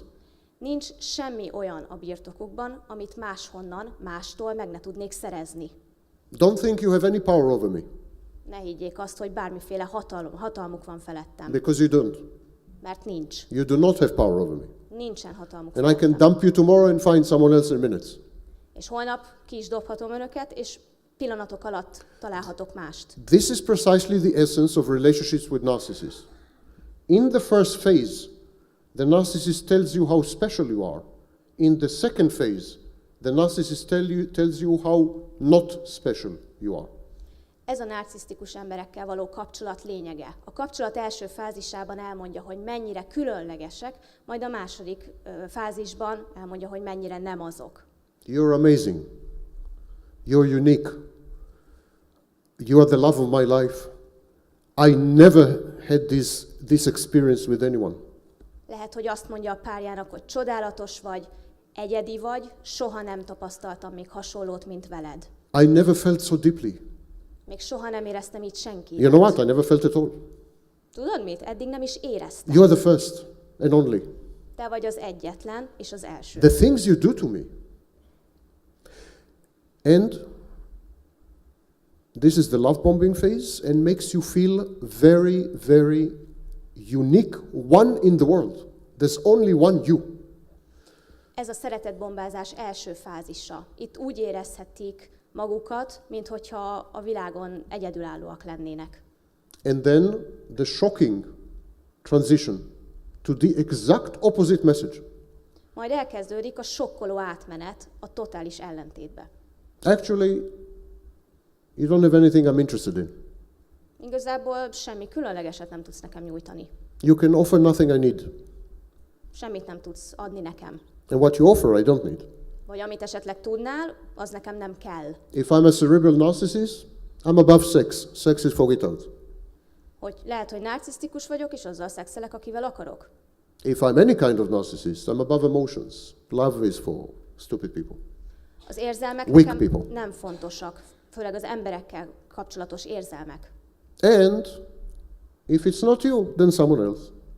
És hogyha nem te vagy az az ember, akivel én együtt leszek, akkor egy másik ember lesz az. You should be honored and grateful that I've introduced you into my exciting and adventurous life. Hálásnak kellene lenned azért, amiért én bevezettelek az én érdekes és hihetetlen életembe. It is this pendulum of conflicting messages that totally unsettles and destabilizes the victim.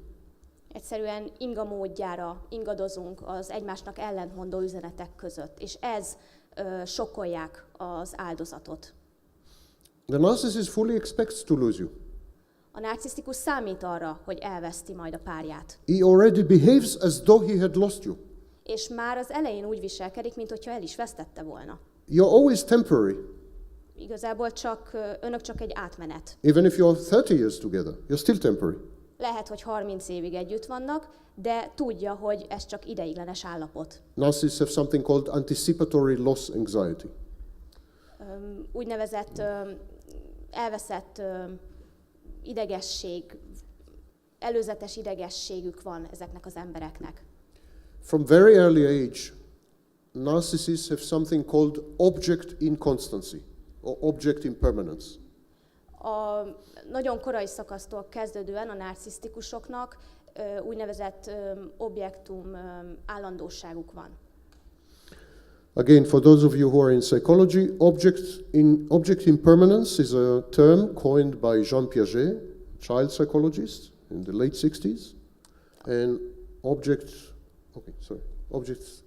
impermanence is a term coined by Jean Piaget, child psychologist. Azok számára, akik jártasak a pszichológiában, talán ismerősen hangozhat Jean Piaget neve, egy francia pszichológus volt, aki ezt a tárgyállandóságot leírta. And object inconstancy is a term coined by Margaret Mahler, she was not a psychologist actually, she was a doctor, but expert on child psychology. Yeah, Margaret Mahler. Mahler. Margaret Marlowe volt az, ő egy brit pszichológus volt, aki a tárgy állandótlanságot leírta. You know, when a baby at a very early age, before the first year of life, between 5 months and 1 year, when mother leaves the room, the baby starts to cry because out of sight, out of existence. If the baby doesn't see mother, mother stops to exist. Bizonyára ismerik azt a jelenséget, mikor egy kisbaba 5 hónapos és 1 éves kor között, hogyha kimegy a szobából az édesanyja, akkor elkezd sírni. Ez oda vezethető vissza, hogyha nem látom, akkor nem is létezik. Gradually, the child creates a representation of mother inside his mind. Szépen fokozatosan a gyermek a saját anyjáról egy reprezentációt képez az elméjében. When mother is in the room, the child interacts with mother. Amikor az édesanyja ott van a szobában, akkor a baba kapcsolatba lép az anyjával. When mother is outside the room, the child interacts with the representation of mother. Amikor az anyuka elhagyja a szobát, akkor a gyermek az anyuka képével áll kapcsolatban. This representation is known as imago. Ezt hívják imágónak. So, with a narcissist, there is a problem at this phase. And what happens is, the narcissist interacts only with the representation. Azonban van egy probléma, hogy a narcisztikus emberekkel, ugyanis ők csak ezzel a képpel állnak kapcsolatban. Can you think why? Why would the narcissist prefer to interact with the representation and not with you? De vajon miért? Miért szeretne inkább egy képpel kapcsolatba kerülni, mint önökkel? I gave you the clue. I gave you the answer, actually. Most elmondom a választ. If I am afraid to lose you, I would prefer to interact not with you, but with your representation. Hogyha félek attól, hogy elveszthetem önöket, akkor inkább az önök képével állok kapcsolatba, mint a valódi énjükkel. You can always walk away out of my life. Bármikor kisétálhatnak az életemből, I don't control what you do hiszen nem irányíthatom azt, hogy mit tesznek, and what you may do, vagy hogy mit tehetnek. but I have full control over the representation inside my mind. Az elmémben létező kép felett azonban teljes hatalmam van. So the minute the narcissist sees you and decides that you are potentially a good source of supply, Abban a pillanatban, hogy a narcisztikus meglátja önöket, és úgy dönthet, hogy ők tökéletes források lehetnek, a shocking process takes place, egy igen sokkoló folyamat veszi kezdetét, and you're not even aware of it. és nem is tudják, hogy ez The zajlódik. narcissist snapshots you, takes a snapshot A narcisztikus ember lényegében lefényképezi magukat with his mental camera. a mentális kamerájával. So he meets someone, he thinks she can provide supply.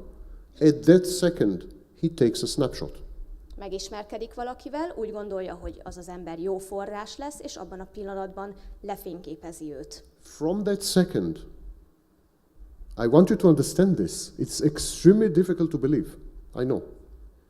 From that second, all the time, the narcissist interacts never ever with you. Always with a snapshot. És ettől a pillanattól kezdve, és ezt fontosnak tartom, hogy megértsék, ettől a pillanattól kezdve a narcisztikus ember nem önökkel áll kapcsolatban, nem önökhöz beszél, hanem az önökről alkotott képpel. In a minute you will understand why the narcissist has at some point to devalue you, although in many cases the cycle repeats itself many times, but such a cycle must exist. És itt most meg fogják érteni, hogy miért is fontos ez az értéktelenedés, és hogy miért is létezik ez a ciklus, amelyről már beszéltünk.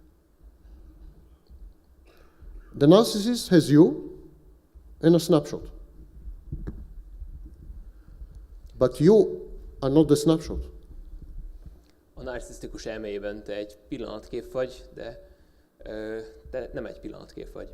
You have your own life. Megvan a saját életed, You develop, fejlődsz, you study, tanulsz, you travel, utazol, you have lovers maybe. talán szeretőid is vannak, Don't tell anyone. nem mondd el senki. I mean, things happen to you. Dolgok történnek veled, You initiate things. kezdeményezel. You are, in other words, dynamic.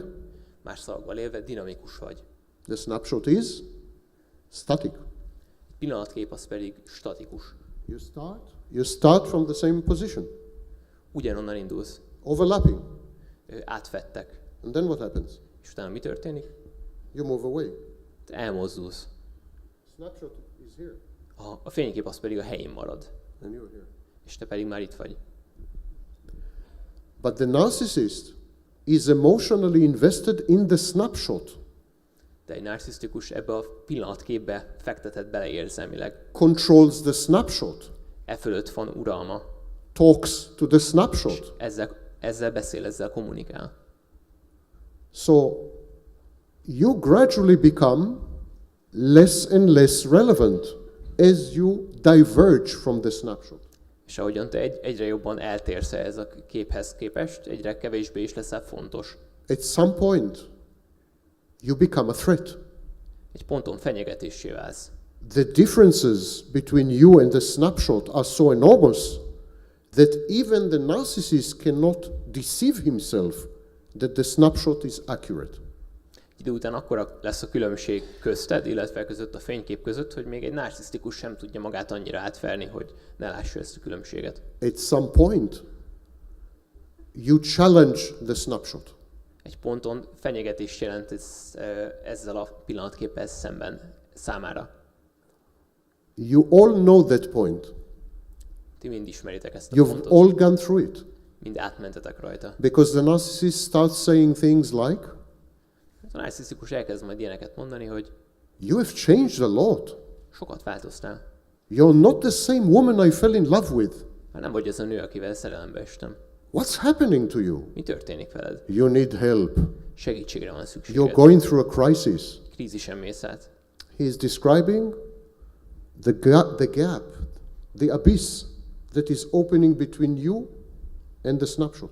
Ezt a szakadékot, ezt a hasadást jelképezi ezzel, ami közted, illetve a pillanatképet között történik. Tátong. At that point, he must get rid of you. És ezen a ponton meg kell, hogy szabaduljon tőled. Must get rid of you. Meg kell, hogy szabaduljon tőled. Because the snapshot matters to him much more than you. Mert számára sokkal fontosabb ez a He's pillanatkép. protecting the snapshot. Ő ezt a pillanatképet védi. He has zero tolerance for abandonment, Semmilyen, nem tudja eltűrni semmilyen mértékig az elhagyást. zero tolerance for loss, Egy nulla értéke. because he is a baby.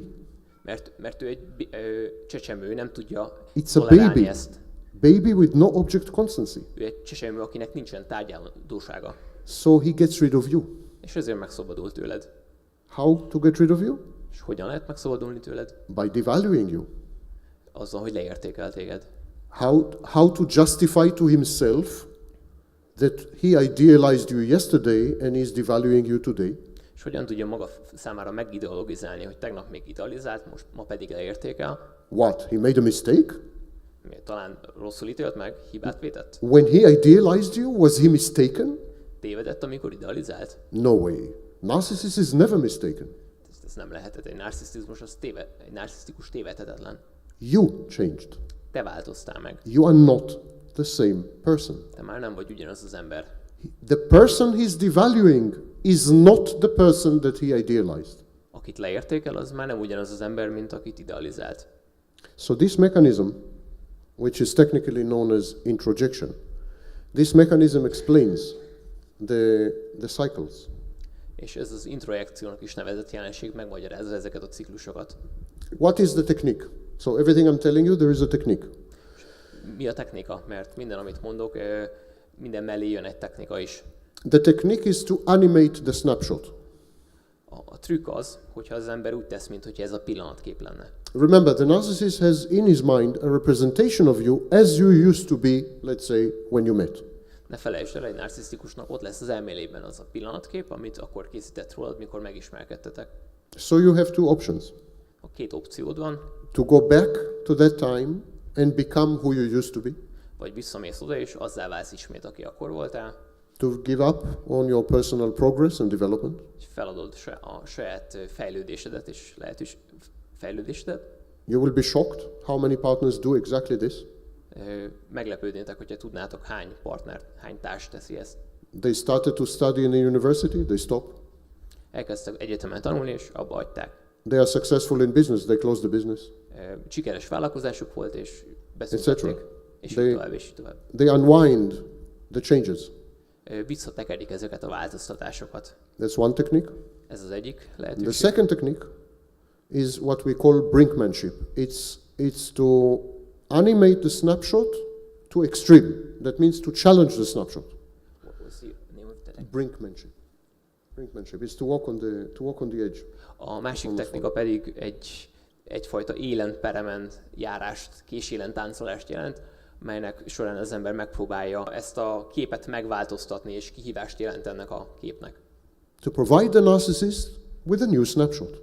És hogy egy új pillanatképet adjon a narcisztikus számára. But how can you do that? De hogyan lehet ezt megtenni? He already has a snapshot of you Már van egy képe a zsebében, by not being you. ami nem te vagy. You must change so radically and dramatically that the narcissist will have the feeling that he had just met a new partner. Annyira radikálisan kell viselkedned, hogy a narcisztikus úgy kell, hogy érezze, hogy egy új embert ismert meg.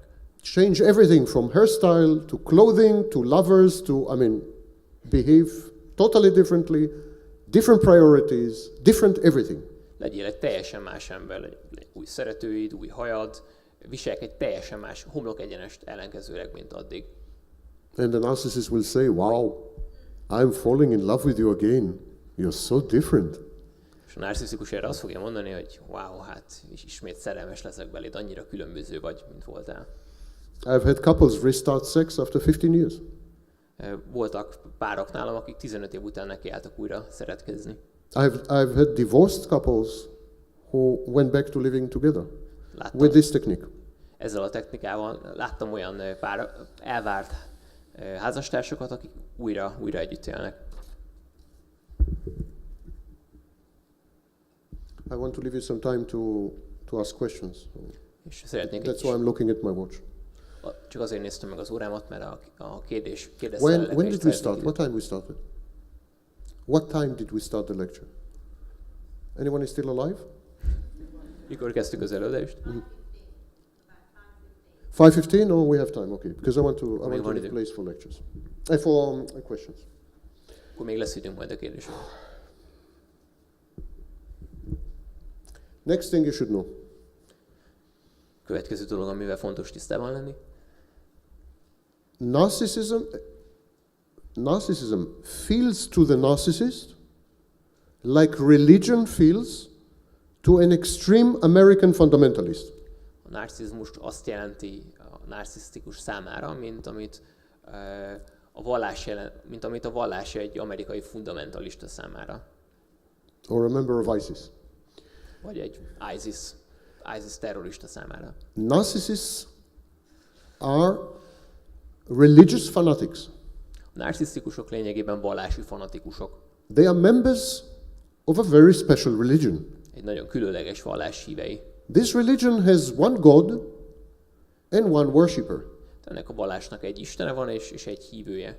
And it's the only religion in the world where the God is the worshipper. És ez a világ egyetlen vallása, ahol az Isten egybeesik a hívővel.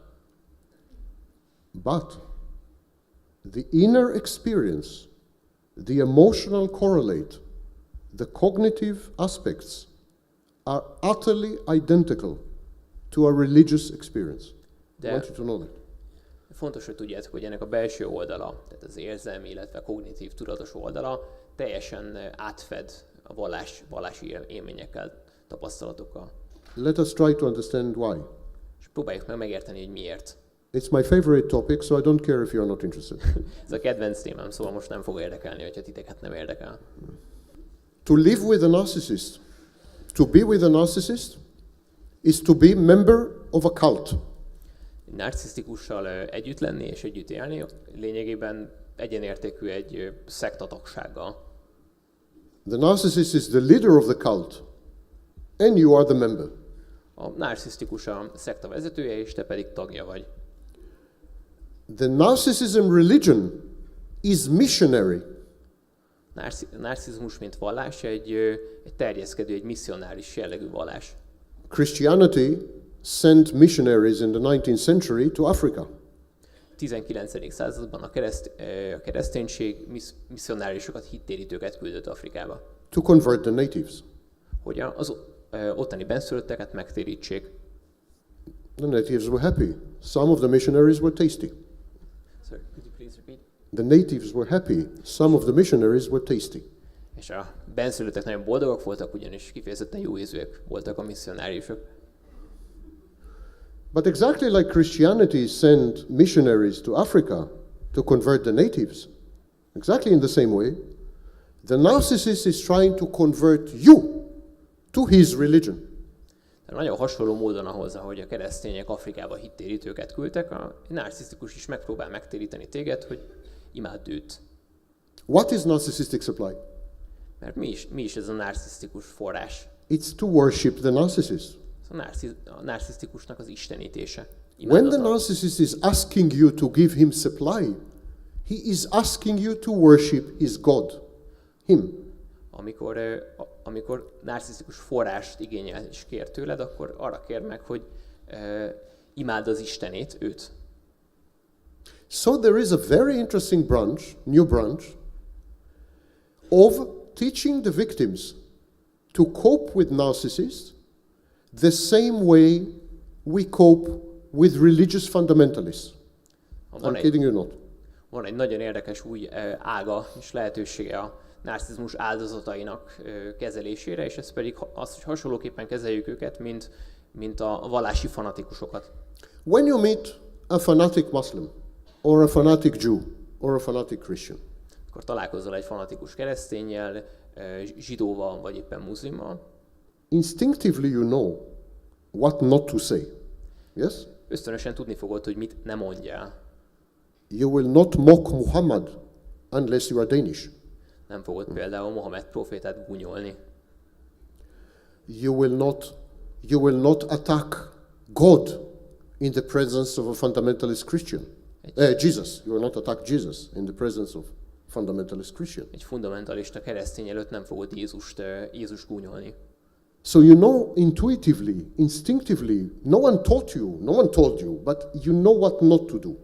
Szóval egy intuitív, ösztönös módon tudni fogod, hogy mit nem érdemes. Senki nem mondta el neked, de mégis tudod. You know what not to say. Tudod, mit ne mondj. And if you are inside the church, or inside the mosque, or inside the synagogue, you definitely know that some things are never done, some things are never said. És hogyha egy templomban, mecsetben vagy zsinagógában vagy, akkor feltétlenül tudni fogod, hogy bizonyos dolgokat itt nem teszünk, vagy nem mondunk. Well, when you live with a narcissist, you are living with a religious fundamentalist. Some things you never do, and some things you never say.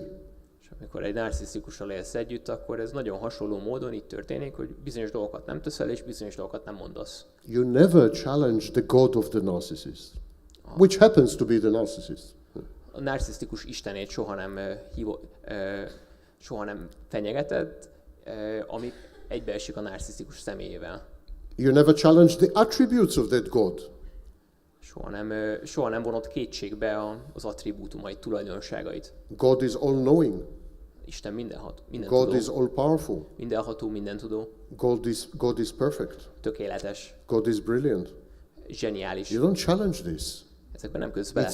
It's bad taste. Ez egy rossz ízlésre val. It's impolite to tell me that I'm not God. Elég tiszteletlen azt mondani nekem, hogy nem vagyok Isten. It also means you're delusional. I am God.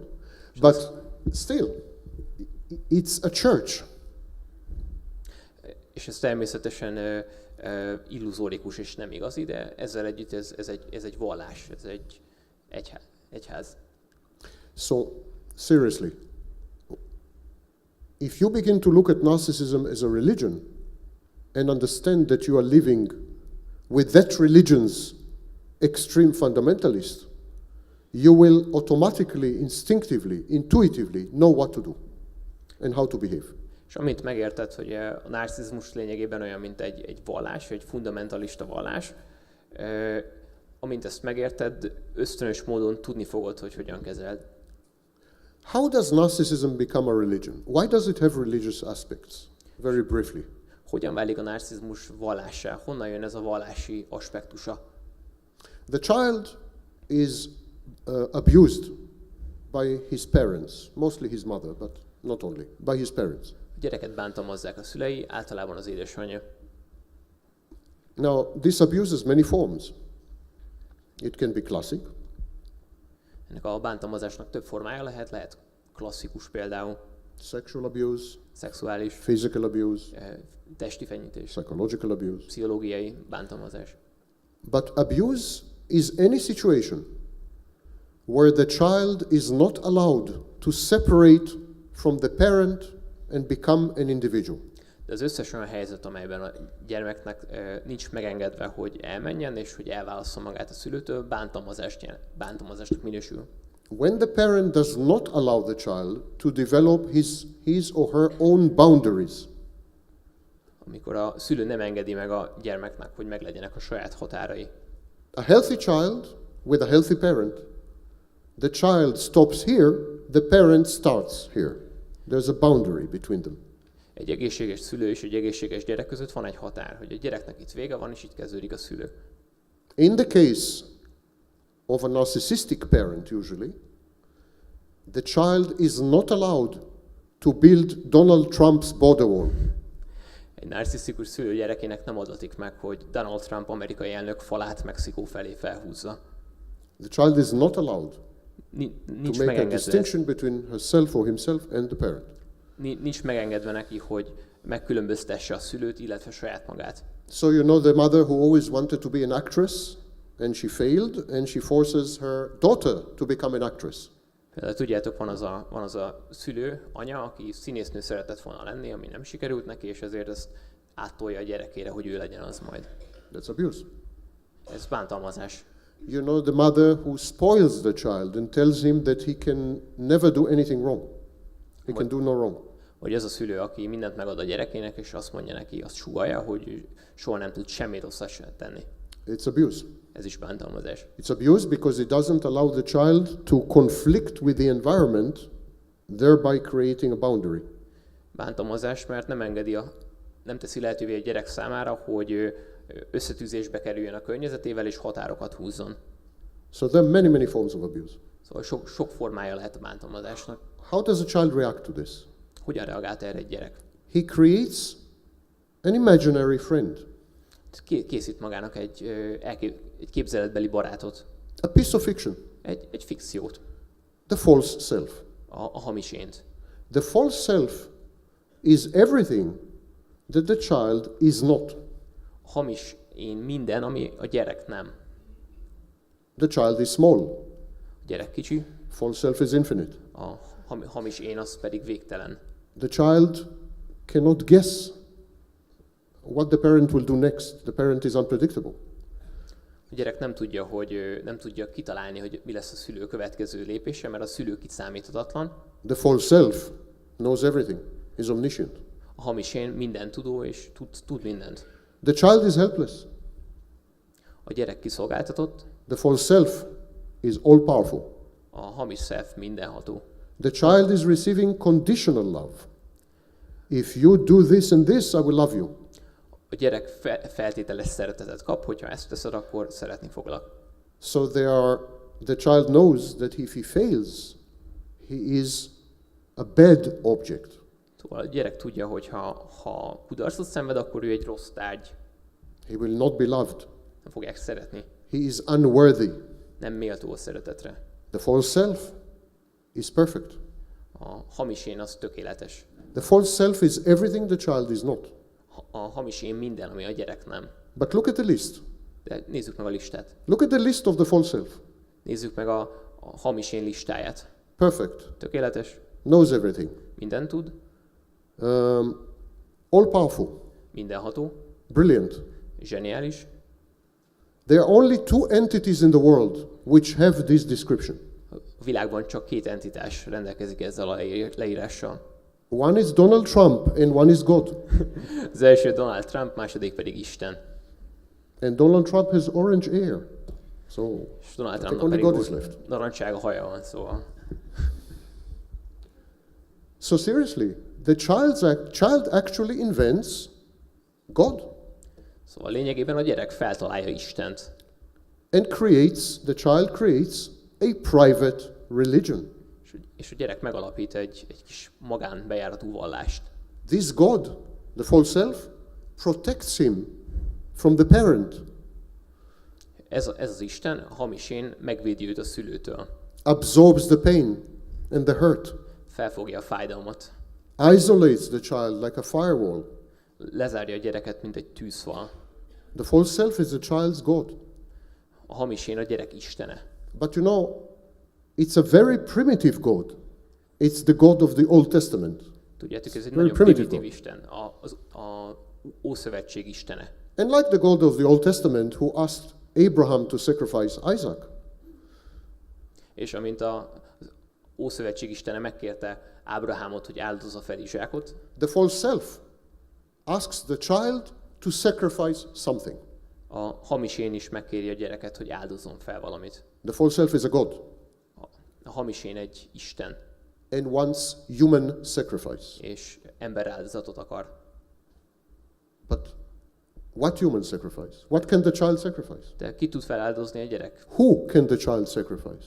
Kit lehet feláldozni? Himself. Saját magát. Only himself. Csak is saját magát. That's precisely what the child does. És a gyerek pontosan ezt teszi. He sacrifices himself to this new God, the false self. És feláldozza magát ennek az Istennek, a hamis énnek.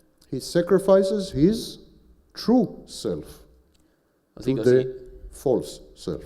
az igazi énjét feláldozza a hamis énjének. He worships the false self. Imádja a hamis ént. But the false self is a very greedy and hungry God. De a hamis én az egy rendkívül mohó Isten, éhes Isten. And like the Moloch, one human sacrifice is not enough.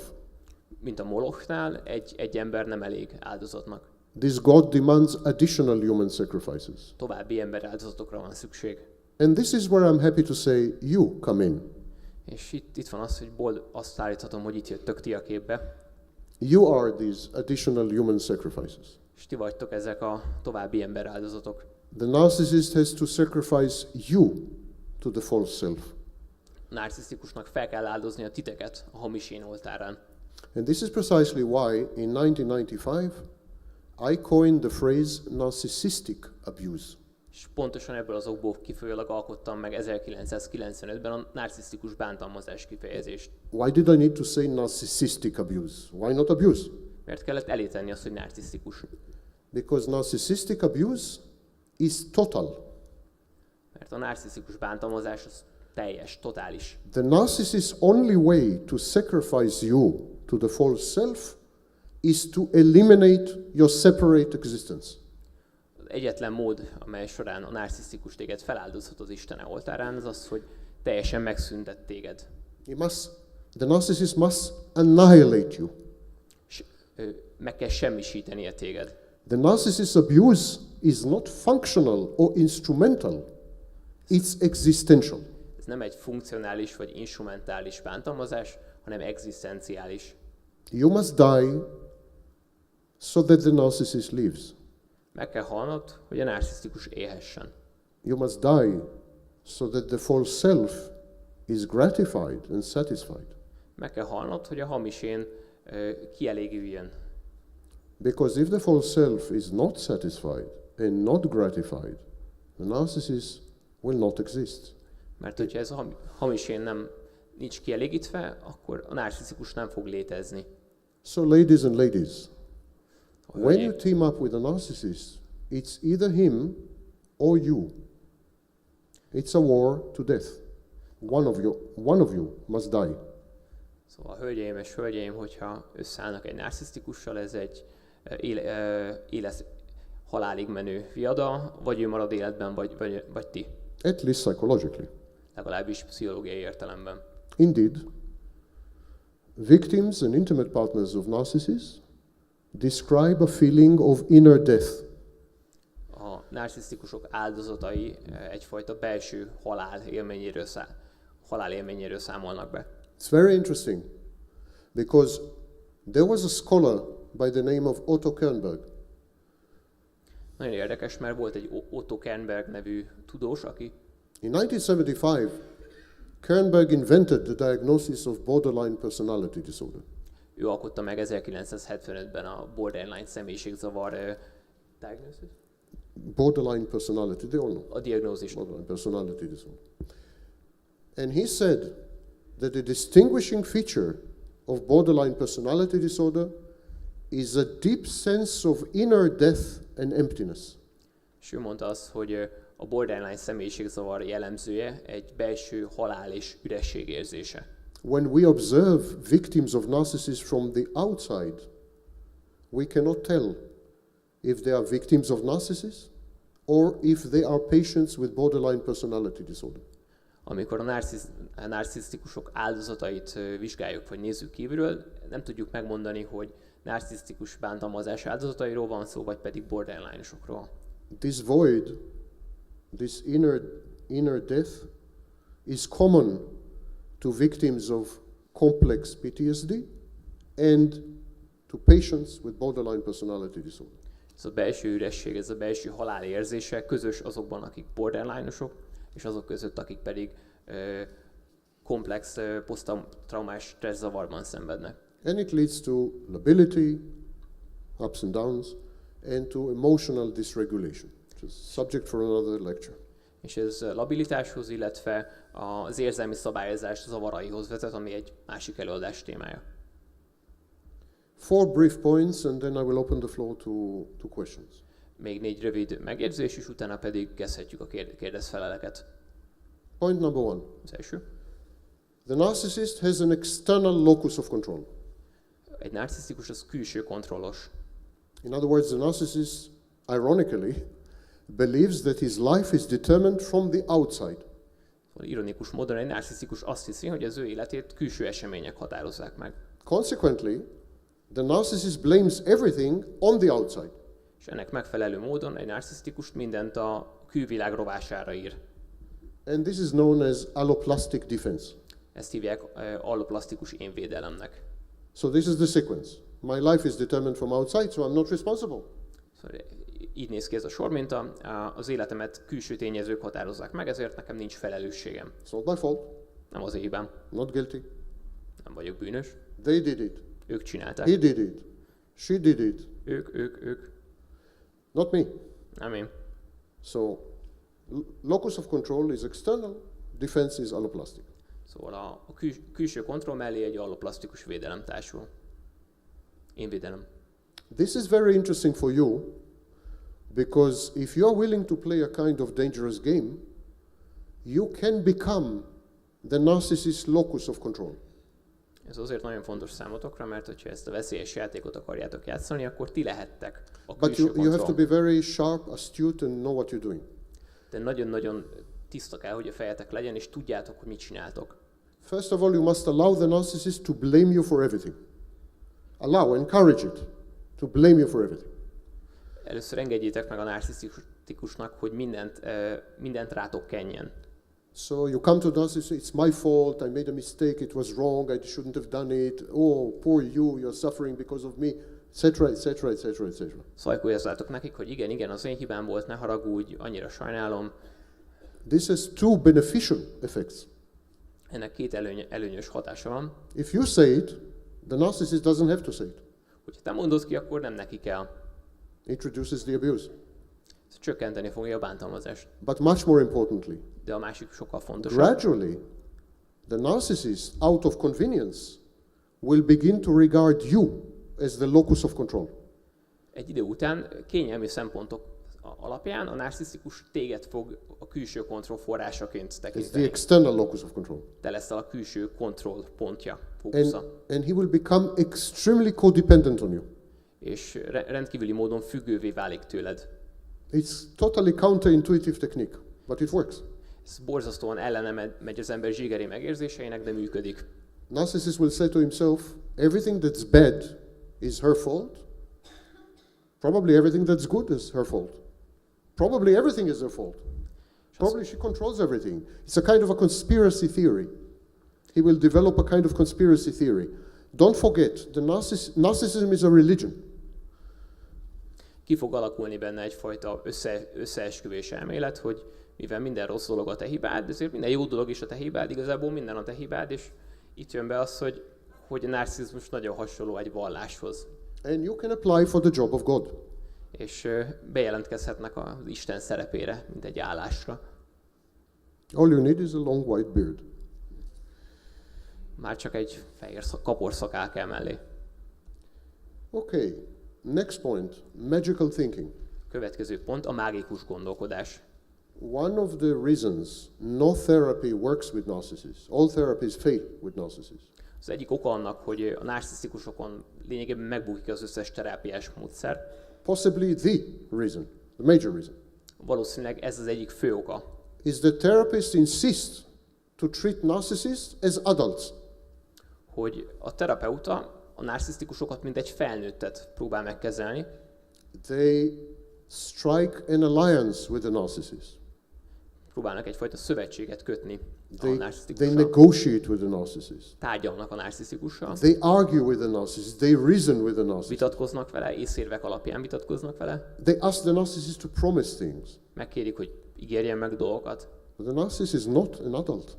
de egy narcisztikus az nem egy felnőtt. There is no narcissist alive whose mental age, well, alive, dead ones maybe, but there's no narcissist alive whose mental age is higher than, let's say, 11.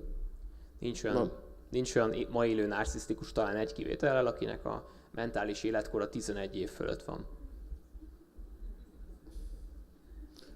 So, it's a mistake to treat narcissists as adults. És ebből kifolyólag hiba őket felnőttként kezelni terápiában. My new therapy, cold therapy, is built on this insight.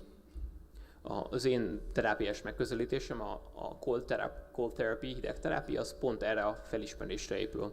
And all the techniques in cold therapy are based on child psychology. És az összes itt alkalmazott technika a gyermekpszichológiai ismeretekre épül.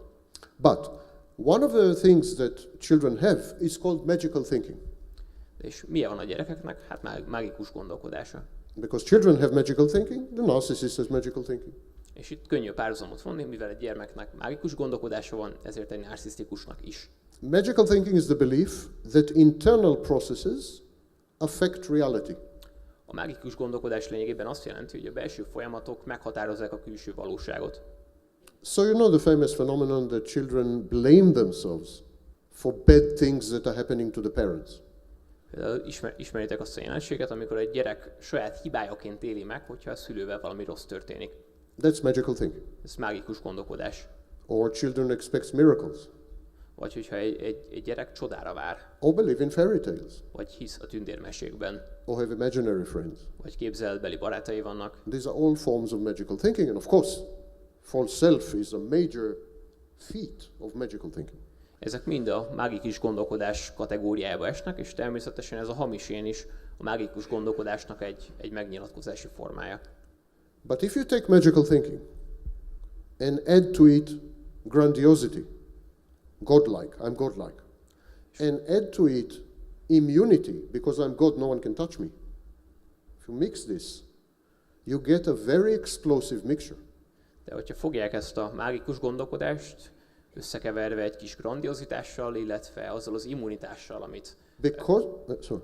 amit így a védelmet, amit a mindentudás, mindenhatóság érzése ad, akkor egy robbanékony koktélt fogunk kapni. Because of this mixture, the narcissist, for example, is reckless, takes risks, crazy risks.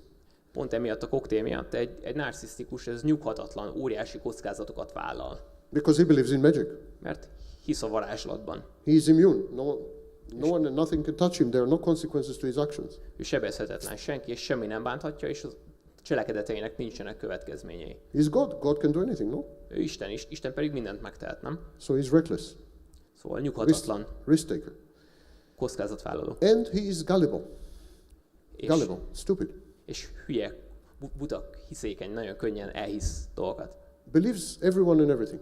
Mindenkiben és mindenben hisz. Easy to deceive, to cheat, and to con. Szeret csalni, átverni másokat, trükköket csinálni. There is no one more stupid than the person who thinks he is not. Nincs butább ember annál, mint aki azt gondolja magáról, hogy nem buta. That's another Jew by the name of Socrates. Ez pedig Szókratésnak az egyik bombója. So the narcissist believes that he knows everything, cannot learn anything, and no one can be more clever than him. A narcisztikus azt gondolja, hogy ő mindent tud, ő semmit nem tanulhat meg, senki nem lehet nála okosabb. And this is the dream client of a con artist. És ez pedig egy megtévesztő művésznek az ideális hallgatósága. You can make use of this. Ezt használhatjátok. You can make use of this. If you want the narcissist to do something, you convince him that it was his idea. Ha azt akarjátok, hogy megtegyen valamit, győzzétek meg, hogy az ő ötlete volt. Everything comes from him. Minden tőle jön. You want to put an idea in his head, you ask for his advice. Ha egy ötletet szeretnétek elültetni az elméjében, akkor kérjétek a tanácsát. Even if he's totally unqualified. Totally. Totally unqualified to give this Még advice. akkor is, hogyha erre semmiféle végzettsége vagy kvalifikációja nincs. You push him to perform miracles. A felé toljátok, hogy csodákat tegyen. You say that you expect him to do this because he can do anything. Azt mondjátok neki, hogy hát ezt várom el tőled, mivel tudom, hogy te mindenre képes vagy. It's very easy to manipulate the narcissist using his grandiosity, magical thinking, and belief that he is immune to the consequences of his actions.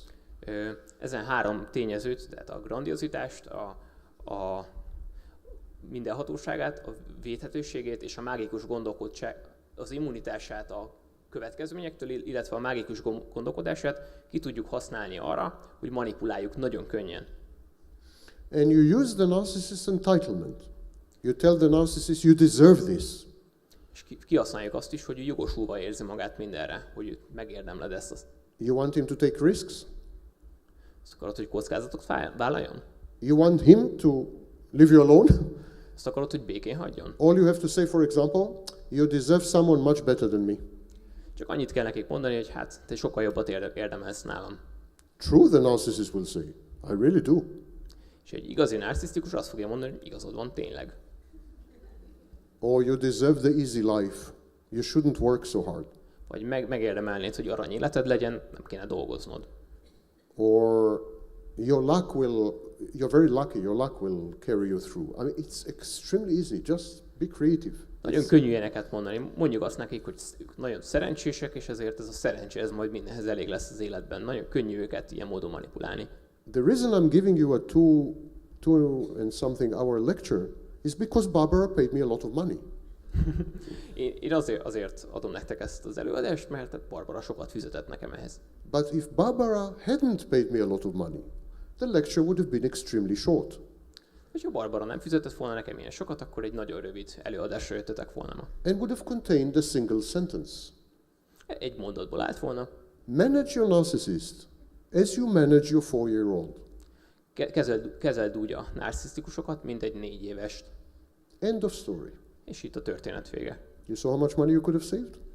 Mennyi pénzt spóroltál volna ezen, That's nem? the narcissist for you. You can never trust. Hát sose biztos meg abban, amit mondom, mert narcisztikus vagyok. Last point, and Az utolsó pont pedig, I will open to questions. és utána jönnek a kérdések. One thing people, including, by the way, the vast majority of professionals, including the leading experts on paranoia, what they don't appreciate is that paranoia is a form of narcissism. És amit nagyon sok kutató, szakember, akik paranoiával foglalkoznak, nem ismernek el, az a tény, hogy a paranoia az a narcizmus egy formája. There are two critical elements in paranoia. Paranoiának 2 kritikus feltétele van Without which you cannot be paranoid. Ezek nélkül nem lehetsz paranoid. Point number 1. Az első. I am the center of attention. Someone is paying me attention. Én állok a figyelem középpontjában, rám figyel valaki. And I am sufficiently important for someone to want to harm me. És a másik pedig, hogy elég fontos vagyok ahhoz, hogy valaki engem bántani akarjon. Take away these two elements and there's no paranoia. Hogyha ezt a 2 elemet kivonjuk az egy életből, akkor But nincs paranoia. what is I'm the center of attention? Grandiosity. Mert mit jelent az, hogy én vagyok a figyelem középpontjában? Hát a grandiozitás. It's a form of narcissistic supply. A narcisztikus forrás egy And formája. what is he wants to harm me. The CIA is after me. What is this? It means I'm very important. És mit akar ez, hogy valaki engem bántani akar, a CIA el akar kapni? Mit jelent, hogy fontos vagyok? I can be important to the CIA. fontos lehetek a CIA számára. if I'm a nutcase, or I can be important to my neighbor. But it doesn't matter. I am important. Vagy fontos lehetek a szomszédom számára, mindegy, az a lényeg, hogy valakinek fontos vagyok. My neighbor is sitting at night, obsessed, thinking how to kill my dog. You know, A szomszéd nem tud aludni éjjel, és azon gondolkozik, hogy hát hogyan kéne megölni a kutyámat. I'm the center of my neighbor's universe, Én vagyok a szomszédom világának a the középpontja. focus of his thoughts. Én vagyok a gondolatainak a This is fókuszpontja. classic, grandiose narcissism. Ez a klasszikus, Absolutely. grandióz narcizmus. No wonder most narcissists are paranoid. Nem csoda, hogy a legtöbb narcisztikus paranoid is. It's just the other way that's not been recognized, that most paranoids are actually narcissists. Ennek az ellenkezőjét nem akarják nagyon elismerni, hogy a legtöbb paranoid narcisztikus is. Now, persecutory delusions, paranoia technically is called persecutory delusion, because it's a delusion of persecution. Ezeket üldöztetési tévképzetnek hívják, mert lényegében erről szólnak, hogy üldöznek minket. Persecutory delusion lead to a behavior called hypervigilance. És ide kapcsolódik a hipervigilancia jelensége. Hypervigilance. Hypervigilance is when I scan the room and I say, I'm giving the most important lecture of this new century, and this guy is blowing his nose. That's an insult. He is humiliating me. És a No, no, I'm just giving this as an example. hipervigilancia azt jelenti, hogy én most itt az új évszázad legfontosabb előadását tartom, és mivel ott a jobb oldalon valaki az orrát fújja, ezzel ő engem megaláz. De nem, egyébként nem így gondol. So a classic narcissist might think like this. Egy klasszikus narcisztikus így He's gondolkodhat. scanning for disrespect, insults, attacks. You know? Folyamatosan keresi a támadásokat, a tiszteletlenséget. So for example, you tell me good morning. Míg azt mondod nekem, hogy jó reggelt, Tell me good morning. mondjátok, hogy jó reggelt, Tell me good evening. No, tell me good evening. Let's be realistic. legyen Good good. evening. Good evening. What do you think? I don't know it's evening? You think I'm stupid? Gondoljátok, I hogy nem need tudom, you hogy to este tell me van? it's evening? Mit gondoltok? Nem tudom, hogy este van? Annyira hülyének néztek, hogy nem tudom, hogy este van? This is a hypervigilant reaction. Ez egy hipervigiláns reakció. And it's very often utterly ridiculous, as in this example. És ez nagyon sokszor nevetséges, mint ebben a példában Good is. evening. This guy thinks I'm too stupid to notice it's evening. Can't believe some people. I mean, horrible. Azt gondolják, hogy én nem tudom, hogy este van. Hihetetlen. Okay. So this is paranoia, persecutory delusions, and hypervigilance. You can make use of it. Szóval ezt a paranoiát, a hipervigilanciát és You can make use of it by enhancing, and not ameliorating, not reducing, but enhancing the narcissist's persecutory delusions and hypervigilance. ezeket úgy lehet kihasználni, a hipervigilanciát, a üldözési tévképzeteket, hogy nem csökkentjük, hanem felerősítjük őket, és akkor használni tudjuk.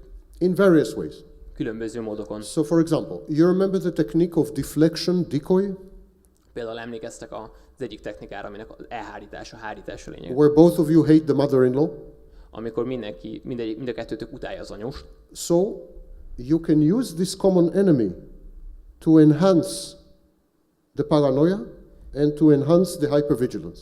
és ezzel a közös ellenséggel növelhetitek a paranoiát és ezt a hipervigilanciát is. What for? Miért is?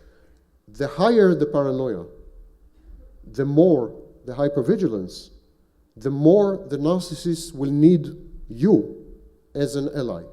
Minél erősebb a paranoia, annál erősebb a hipervigilancia, és annál jobban szüksége lesz a narcisztikusnak rád, hogy együtt erősek legyetek. It will create what we call in French folie à deux.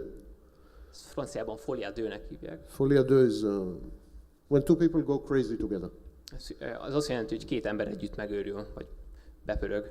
So both of you will be in this paranoid persecutory delusion, and you will feed it, and the narcissist will get closer and closer to you. Szóval itt mind a ketten tápláljátok ennek az üldözési tévképzetnek így a lángját, és ezzel a narcisztikus közelebb és közelebb kerül hozzád. This is very common in communities, for example, like the militias. The militias, paramilitary militias in the United States, in the Appalachian Mountains and so on. Ez a milíciáknál, paramilitáris szervezeteknél, például az Appalach-hegységben egy nagyon gyakori jelenség. It's common in some terrorist organizations. For example, we have psychological studies of the Carlos terrorist organization in the 70s, and Baader-Meinhof and the Red Guards in Italy. And in all these, there were women and men in cells, and they had this dynamic going. Nagyon gyakorik a különböző terrorista szervezetek között, ezt tanulmányok is bizonyítják, például az olasz maffia körében is ez előfordult. So there are studies in Germany, Baader-Meinhof. Németországban de Meinhof készített tanulmányokat. Some of the leaders were women, and they used these techniques exactly to control highly narcissistic men. Same in the Manson family. És néhány vezető nő volt, aki ezekben a szervezetekben arra eznek a segítségével manipulálta a narcisztikusokat. Ez történt például a Manson család esetében is. So this is the technique I recommend if your narcissist is a serial killer or a terrorist. Szóval ezt a technikát ajánlom, hogyha a narcisztikusotok egy terrorista vagy sorozatgyilkos. And if not, and you use this technique, he will end up as one. És hogyha nem, és ezt használjátok, akkor aként végzi. Okay, guys, what's left of you? Rendben, mi maradt még belőletek? I'm open to questions. És várom a kérdéseket akkor. Én azt szeretném kérdezni, hogy tünetileg, hogyha nem benne vagyunk, akkor hogy tudjuk megkülönböztetni, hogy a narcisztikusunk az pszichopata vagy sima narcisztikus? My question is, if from the outside, how can you tell if a person is a psychopath or narcissist? Actually, it's far easier than Based on the symptoms, sorry. yeah, it's far easier than sources online make it appear. Sokkal könnyebb, mint ahogy az online források. You check for two things. Két dolgot kell nézni. Does the person seek input from other people? Keresi a személy a külvilágtól az inputot. The vast majority of psychopaths are totally uninterested in other people. A pszichopaták nagy részét nem érdeklik más They would emberek. not solicit narcissistic supply. Nem fogják kérni, igényelni a narcisztikus forrást. Narcissists are pro-social. És a narcisztikusok pedig szociálisok, természetükből fogódó. That's why many of them end up managing corporations, running countries, because they work with other people. És ezért kötnek ki sokan mondjuk vezérigazgatói pozíciókban, vagy miniszterelnökként, mert ők alapvetően emberekkel. Majority of psychopaths, not all, but majority of psychopaths are lone wolves.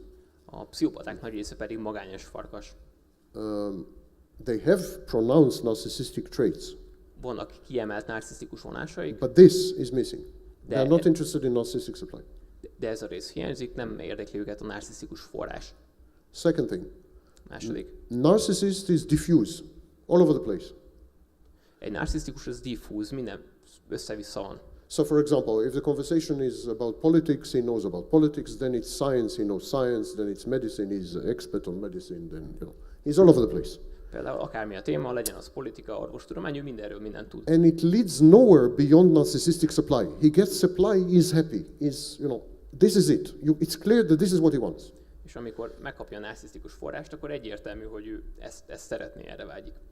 Psychopath is goal-oriented. Egy pszichopata az célorientált. So if he wants to have sex with you, it will be extremely clear that this is his goal. And he's like laser. He's very focused. Everything he will do, everything he will say, with you and with himself and so on, will lead somehow to sexual relations with you at the end of the night. This is his goal. Or if he wants your money. Egy pszichopata például, hogyha mondjuk szexelni akar veled, akkor ez teljesen egyértelmű lesz, és teljesen erre van fókuszálva. Minden egyes apró dolog, amit tesz, az erre fele mutat. So he's goal-oriented. Narcissists are not goal-oriented. Szóval célorientált, egy narcisztikus pedig nem célorientált. And finally, psychopaths are a lot more impulsive and much less interested in other people's opinions, social conventions and mores. És a pszichopaták sokkal impulzívabbak, és sokkal kevésbé érdekli őket mások véleménye és a szociális világ körülöttük. They are law unto themselves. They are the law. El vannak magukban. A narcissist would be much more aware of etiquette, what to do, what not to do. On the contrary, many narcissists will use it to emphasize how civilized they are, how educated, how polite, how... Narcisztikusok pont, hogy tisztában lesznek ezekkel, és használni fogják ezeket a technikákat, az etikettet, meg ki fogják fejezni, hogy pont ők milyen udvariasak. I say that psychopaths are shortcut people. People who look for shortcuts. A pszichopaták folyamatosan keresik A és B között a lehető legrövidebb pontot. If you have $1 million in your bag, and you have one psychopath to your left and one narcissist to your right, the narcissist will work 2 months to convince you to give him the $1 million. He will try to get married with you. He will try to convince you that he has the greatest investment scheme in Mexico City. He will work very hard for 2 months to get your money. Hogyha van nálad egy táska $1 millió, és a jobb oldalodon egy narcisztikus, a bal oldalodon pedig egy pszichopata ül, And he will not try to get your money because he wants your money, but he will try to get your money for narcissistic supply. For example, that he controls you. képes lesz 2 hónapot dolgozni azért, hogy ezt megszerezze, meggyőz, hogy ő a legjobb befektető szélesebb világon, megteszi a lépéseket, és ezt nem azért fogja tenni, hogy megszerezze a pénzedet, hanem hogy ő ebből narcisztikus forrást merítsen. Getting your money is proof that he succeeded to control you. That's the supply. A pénz megszerzése azt bizonyítja, hogy kontrollja van feletted, és ez a narcisztikus forrás. Ironically, the minute he gets the money, he will lose interest in you and the money. Ironikus módon, amint megszerzi a pénzt, többé már sem a pénzt, se te nem érdekled. So it's the chase, the process. Szóval ez The psychopath on your left will most probably shoot you in the head and take your bag. a másik oldalon lő pszichopató valószínűleg egyszerűen fejbe lő, fogja a For zsákot és $1 feláll. million, even I would consider this. So $1 millió még én is megfontolnám. the psychopath is goal-oriented and goes through shortcuts, antisocial shortcuts, criminal in many cases. A pszichopat az célorientált, rövidítéseket fog keresni, és sokszor emiatt bűnözővé válik. By the way, I hope all of you know that there is no such thing as psychopath and no such thing as sociopath. Remélem, hogy mind tudjátok, hogy se pszichopaták, sem szociopaták nem léteznek. Mint These are media labels. They are not clinical diagnosis. Ezek nem klinikai diagnózisok, ezeket csak a média használja így. We don't use these terms in university. Az egyetemen nem használjuk We're ezeket a a lecture, for kifejezéseket. example. So there is a group of people who are trying to promote psychopathy to be a diagnosis, a separate diagnosis. Van egy csoport, akik próbálják a pszichopatológiát, a pszichopátiát diagnózissá tenni, But they have been rejected. This lobby has been rejected for well over 30 years. de ezt a lobby csoportot már több mint 30 éve folyamatosan elutasítják. So we use psychopath, sociopath as the colloquial way, as the media hype way of saying antisocial personality disorder. Szóval a szociopata, illetve pszichopata kifejezéseket köznyelvben használjuk az antiszociális személyiségzavar leírására. Ennek megfelelően. Similarly, of course, there's no such thing as empath. There's a lot of nonsense online. Ennek megfelelően nincsen empata sem. A lot of nonsense online. It's a sewer. Ez Nonsense, az egész trash. értelmetlen, nincs ilyen. It's a sewer, and I would advise you to stick to serious texts and so on and so forth. It's not so difficult to get. Instead of going to google.com, go to scholar.google.com. És azt mondanám, hogy nagyon fontos, hogy ezeket a fogalmakat tisztán kezeljük, és ne csak a Google-be üssük be a dolgokat, hanem menjünk a scholar.google.com-ra. And if you're watching videos on YouTube, there are quite a few people who are professors of psychology and so on and so forth. És ha YouTube-on videókat néztek, van elég sok előadó, aki egyetemi professzor, és így tovább. And try to distinguish between those who are commercially oriented and corrupt their trade, corrupt their knowledge, and those who are more about education. És próbáljátok különbséget tenni a között, aki csak megélni akar ebből, akinek ez egy megélhetési dolog, és emiatt korrumpálódott a szakmájában, és azok között, akik pedig tényleg oktatási célból beszélnek. The word psychopath was coined in the 19th century, so it's a very old word. A 19. századból származik még a pszichopata szó, szóval ez egy öreg szó. And since then it's been abused, misused and victimized. És ezt a szót is bántalmazták, és rosszul félre használták, rosszul használták. Next question. Azt szeretném kérdezni, hogy a traumatizált gyerek, akiből narcisz lesz, annak az érzései hogyan és mikor, hogy száll el? Tehát ugye, hogy a kognitív empátia marad. So if a traumatized child becomes narcissistic, where do all those feelings go that the child still had?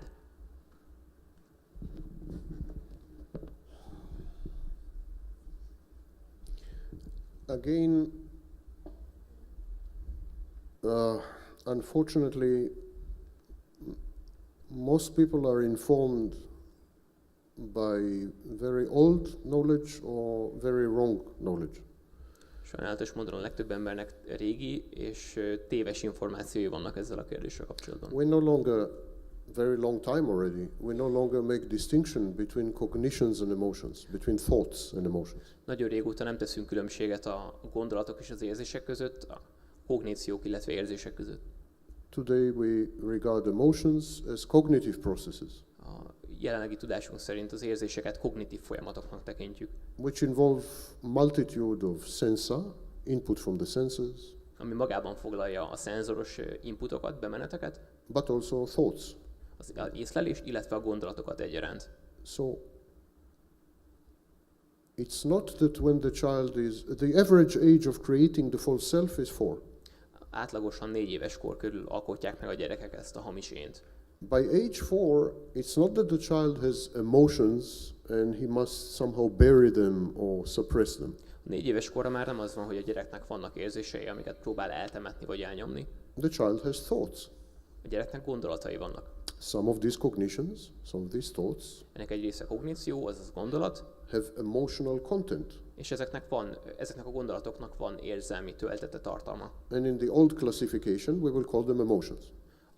A régi felosztásban ezeket hívtuk érzelemnek. But they're thoughts. De ezek gondolatok. There's only thoughts. Csak gondolatok We have léteznek. nothing but thoughts. Gondolatokon kívül nincsen semmi. And thoughts can be suppressed, manipulated, reframed, És ezeket a gondolatokat el lehet nyomni, manipulálni lehet, újra lehet fogalmazni. we have this very old image of emotions as something that is immutable, unchangeable. Van ez a nagyon régi képünk az érzelmekről, hogy ezek ilyen változhatatlanok, egyneműek. But if emotions are thoughts, you can do to emotions whatever you do to thoughts. De hogyha gondolatok azok érzelmek, és akkor mindent meg lehet tenni a gondolatokkal, amit az érzelmekkel meg lehet tenni. Consider the thought, I want to kill my husband. Például most nézzük azt a gondolatot, hogy meg akarom ölni a férjemet. Many of you have it. Sokatoknak volt ez a gondolata, But you don't act on it. de nem tettétek meg nyilván. You suppress it, Elnyomod, or repress it, you reframe it, you újra manipulate it keretezed, somehow. valamilyen módon manipulálod. Same thing is exactly with so-called emotions. Ugyanez a dolog történik az idézőjeles érzelmekkel. The child creates an alternative cognitive system. A gyerek előáll egy alternatív kognitív rendszerrel. What happens to the previous thoughts? És mi történik az előző gondolatokkal? Like like the vast majority of thoughts, they have been repressed. Mint a gondolatok nagy részével történt, elnyomódnak. Even a healthy person represses very close to 99% of his or her thoughts. Még egy egészséges ember is kb. 99%-ot elnyom a So gondolataiból. these are repressed thoughts. Szóval mind elnyomott Now, gondolatok. Freud at the time, when we were all very much younger, said that repressed thoughts maintain energy of some kind. Freud mondta még annó azt régebben, hogy az elfojtott gondolatok egyfajta erőforrást, energiát jelentenek. And this energy erupts somehow. És ez az energia valamilyen módon kitör. Even their thoughts are stored in the unconscious, and the energy of these thoughts drives processes in the unconscious. Ugye a gondolatok a tudattalamban vannak tárolva, és ezeknek az energiája, az elnyomott gondolatok energiája különböző folyamatokat mozgat, hajt. We no longer believe this, and Már nem gondoljuk ezt. we no longer believe this because, for example, with CBT, cognitive behavioral therapy, Több okból kifolyólag nem gondoljuk ezt, és az egyik például az, hogy a kognitív viselkedés terápiában we take thoughts, and we eliminate them. We take thoughts, and- we eliminate them. Kognitív viselkedés terápiában fogjuk a gondolatokat, és egyszerűen csak megszüntetjük őket. elimináljuk őket. And nothing happens. Semmi nem történik. There's no abreaction Nincsen semmilyen reakció or erre. disintegration of the patient. No. Nem esik szét a kliens. No somatic symptoms. No. Nincsenek szomatikus zavarok, szindrómák. And in a typical CBT treatment course, we eliminate many more thoughts than in typical psychoanalysis. És egy tipikus kognitív viselkedés terápiában sokkal több gondolatot szüntetünk meg, mint egy pszichoanalitikus terápiában. You see, we are heavily influenced by Freud.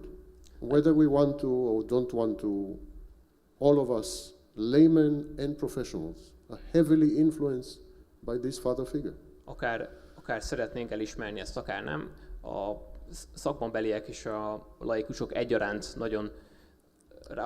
nagy hatást gyakorolt Freud, And he was a genius, és zseni volt. a literary genius, probably. Valószínűleg egy irodalmi zseni. But he had this obsession of converting psychology into a branch of physics. De volt egy olyan elképzelése, hogy a pszichológiát a fizika egyik And psychology, területévé konvertálja. psychology is not a branch of physics. Pszichológia az nem a fizika egy ágazata. I know, as I'm a physicist. Tudom, mert fizikus vagyok, It's not a branch of physics and will never ever be a science. és soha nem is lesz tudomány. This is sad news for psychologists because they very much want to be scientists when they grow up. És ez egy nagyon nehéz a pszichológusoknak, mivel hogyha nagyok lesznek, mint tudósok akarnak lenni. Psychology will never ever be a science. A pszichológia soha nem lesz tudomány. When you deal with raw material like the human mind, experiments, for example, are not repeatable. Amikor emberi alapanyaggal dolgozunk, a kísérletek nem előre jósolhatóak. The number of hypotheses that you can generate is very minimal. Minimal, small. Nagyon minimális mennyiségű hipotézissel tudunk előállni. And the number of variables that you are dealing with is so enormous Sure. that there is no method on earth to cope with this. És olyan óriási mennyiségű változóval dolgozunk, hogy a világon semmi nem lenne képes ezt tudományos módon használni. At its best, psychology is a supreme form of literature. A legjobb formájában a pszichológia, az irodalom egy bizonyos módozata. The best formája. psychologist ever probably was Dostoevsky. A világ legjobb pszichológusa valószínűleg Dostoyevsky volt. Probably. Valószínűleg. So when we talk about emotions and so on, be very careful. Szóval These are inventions. amikor érzésekről beszélünk, akkor legyetek nagyon óvatosak, mert ezeket kitalálták valamikor. The reality is very simple. A valóság az nagyon egyszerű. What we think, we can unthink. Amit gondolunk, azt visszagondolni is tudjuk. And we can do that probably since the age of 6 months. És ezt valószínűleg 6 hónapos korunktól fogva tudjuk. For reasons I'm not going to right now, I'm pretty convinced that we can unthink starting at 6 months. Bele, de 6 hónapos kortól valószínűleg vissza tudjuk csinálni a gondolatainkat. And once you unthink, that's probably the end of the story. És amint ezt megtesszük, ott valószínűleg vége is van a történetnek. And you move on. És tovább lépsz. The false self is also a form of literature. A hamis én az szintén egyfajta irodalmi műfaj. It's a movie. Egy film. So I told you, how did I start the lecture? És mondtam nektek, hogyan is indítottuk ezt az előadást. We are made of dreams. Álmokból állunk. We're all made of dreams, nothing else. Mind álmokból állunk, semmi másból. What we think is reality is so heavily filtered, so manipulated in internal models in the brain. Amit valóságnak érzékelünk, azt az agy annyi szűrőn átszűri, annyi módon manipulálja, hogy álmokká válnak. We are so motivated by our internal environment rather than external. Annyival erősebben motivál minket a belső környezetünk, mint a külső környezet.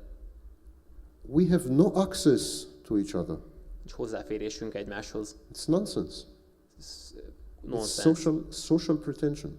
Ez egyfajta szociális szerepjáték, We áltatás. know nothing about others. Semmit nem tudunk másokról. We make assumptions, of course, Feltételezésekkel élünk természetesen, but these are assumptions. de ezek mind feltételezések csak. There's no way to say how many of you are robots. Semmi mód nincs arra, hogy megmondjam, hogy ti nem vagytok robotok például. I have to take your word for it. El kell hinnem nektek. And if you are well-programmed robots, you yourself will believe that you are not robots. És hogyha igazán jó programozott robotok lennétek, akkor ti is azt hinnétek magatokról, hogy nem vagytok robotok. There's no end to this. Nincs határ. So don't even go there. Szóval ne is gondoljatok ebbe bele. The child feels bad. The child invents false self. It's not that some part of the child went somewhere. There are no parts. Ez nem arról szól, hogy a gyerek rosszul érzi magát és There's nothing. kidolgozza a hamis ént, hanem nem arról van szó, hogy a gyerek egy része elmegy valahova, nincs semmi. We are dreams and stories, narratives. So we invent a new narrative, and that's the end of it. Mi álmokból és történetekből állunk, és ez a vége. The problem with the narcissistic narrative is that it is both dysfunctional and harmful to others. A narcisztikus történettel az a baj, hogy ez egyfelől diszfunkciós, másfelől mások számára ártalmas. Otherwise, who cares? Mert egyébként kit érdekel? Because all of you have narratives. Mert mindenki You all álmodik. tell yourselves, I'm good-hearted, I'm beautiful, I'm attractive, I'm stupid.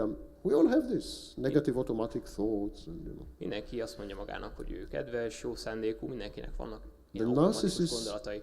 The narcissist narrative covers up for the narcissist's absence.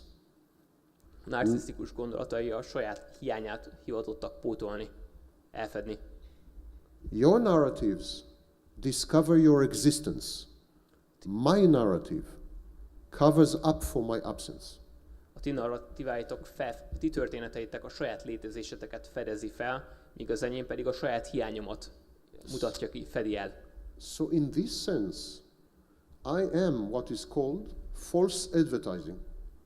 Szóval ebben a formában én vagyok a false advertising, az a téves, hamis reklám. Because what's the first thing we inform each other? The first thing. Mi az első dolog, amit mások számára közlünk magunkról? Hello, I exist. Szia, létezem. Forget all the rest. The first thing when you see each other, I exist. Mert ez az első dolog, ami létrejön, amikor valakivel találkozunk. At that very second, I perpetuated deception. Ebben a másodpercben én már ezt fenntartom. Just, I don't know you. You're looking at me? Just by looking at me, I have deceived you. I don't need to do anything. Nem tudom, rám néztél, és már csak az, hogy rám néztél, már megtévesztettelek. Because hello, I don't exist. Mert hello, én nem létezem. So this is why we regard narcissism as a pathology. Worry És about it. ezért tartjuk a narcizmust patológiának.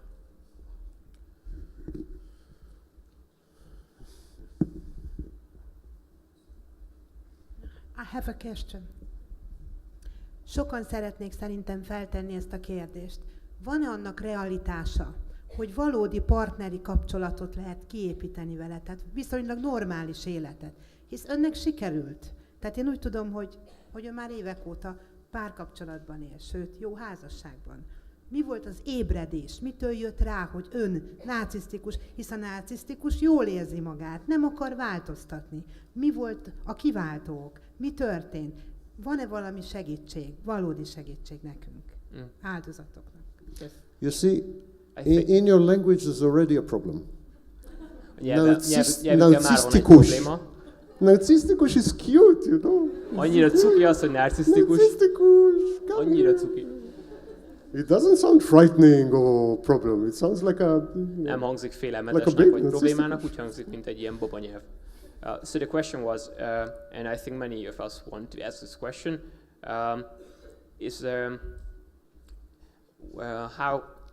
what's the positive outcome, or if you take into consideration your story that you're happily married and you somehow awoke to this reality and did something about it, what was your wake-up call, and what is this? What did you do, and what can we do if you want to have a relatively normal life with narcissistic as victims? There's quite a few assumptions in this question. Elég sok felvetést tartalmazott ez a kérdés.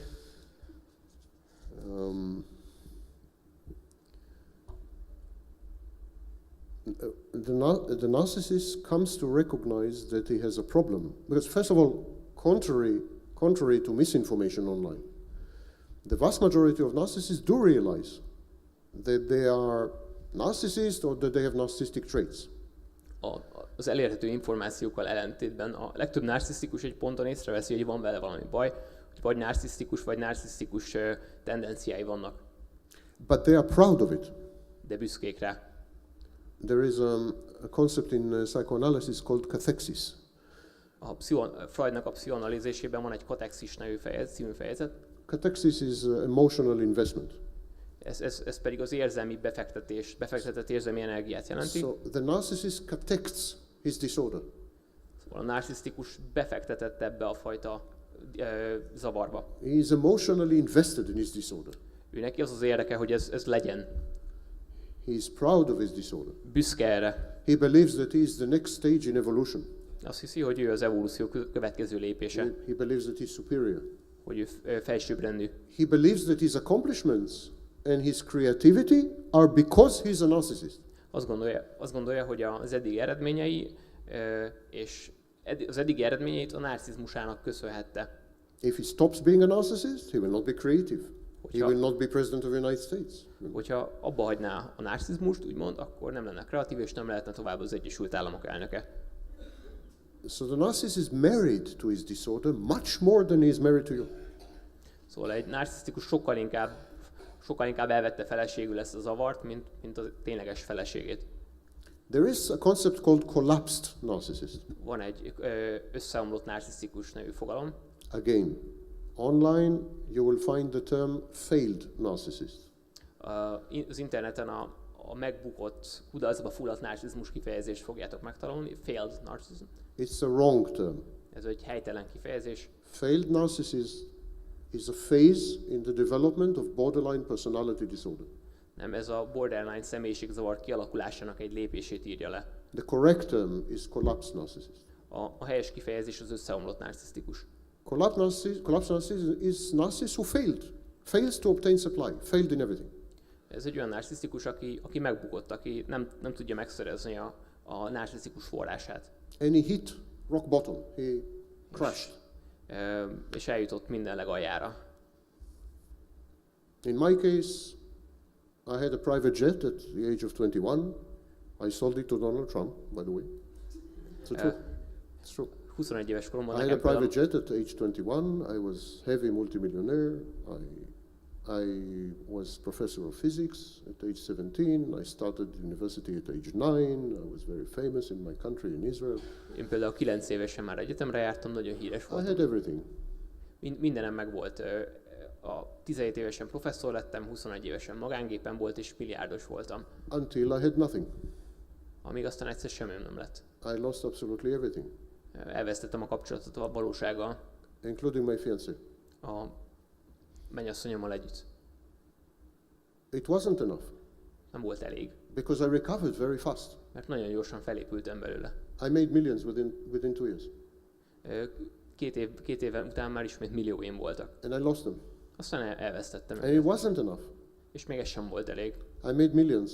Ismét milliókat szereztem, I was arrested, aztán letartóztattak, and my trial was like 5 years. I was arrested, and the trial was 5 years later. letartóztattak, és a tárgyalás pedig 5 évre rá When I történt. was arrested, they confiscated all my property, Akkor letartóztattak, az összes tulajdonomat lefoglalták, and by the time the trial started, I had $40 million.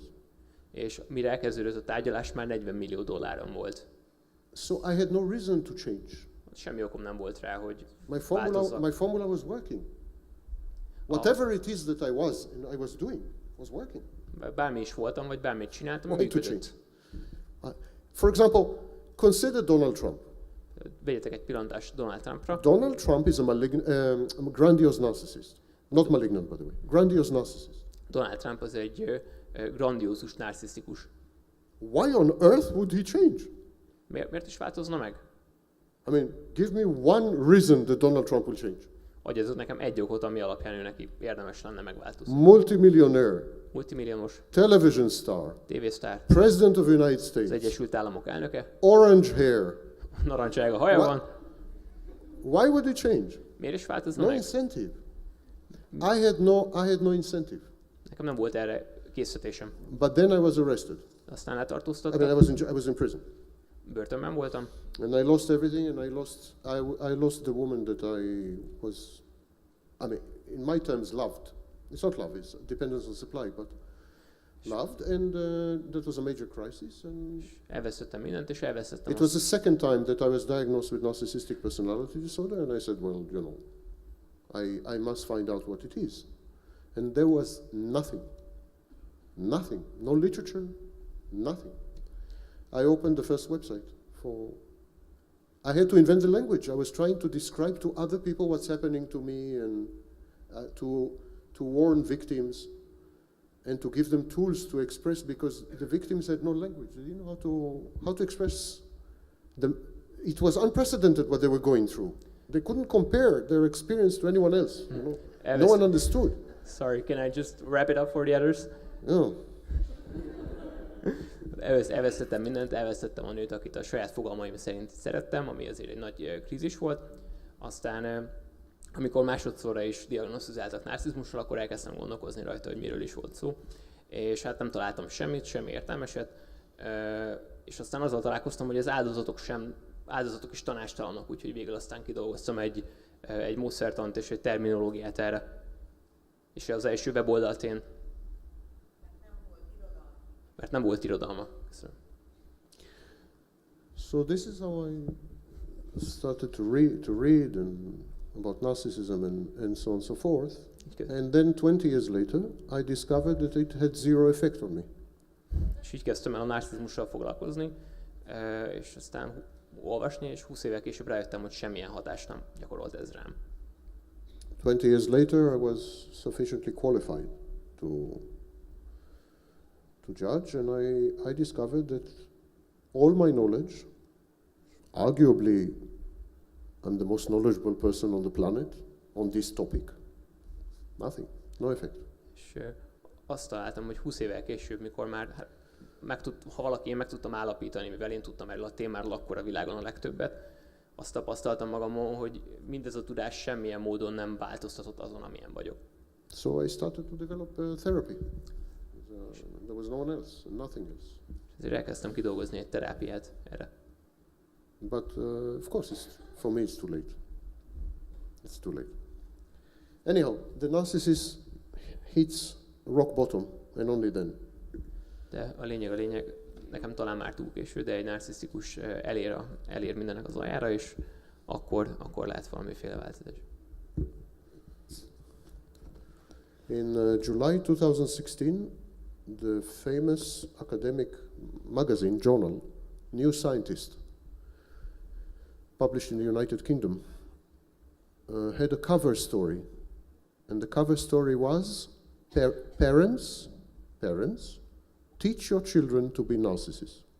2016-ban egy Egyesült Királyságbeli tudományos folyóirat címlapján ez a felhívás szerepelt, hogy szülők neveljetek narcisztikust a gyereketekből. In the past 10 years, there are scholars, academics, professors, who are glorifying narcissism and psychopathy.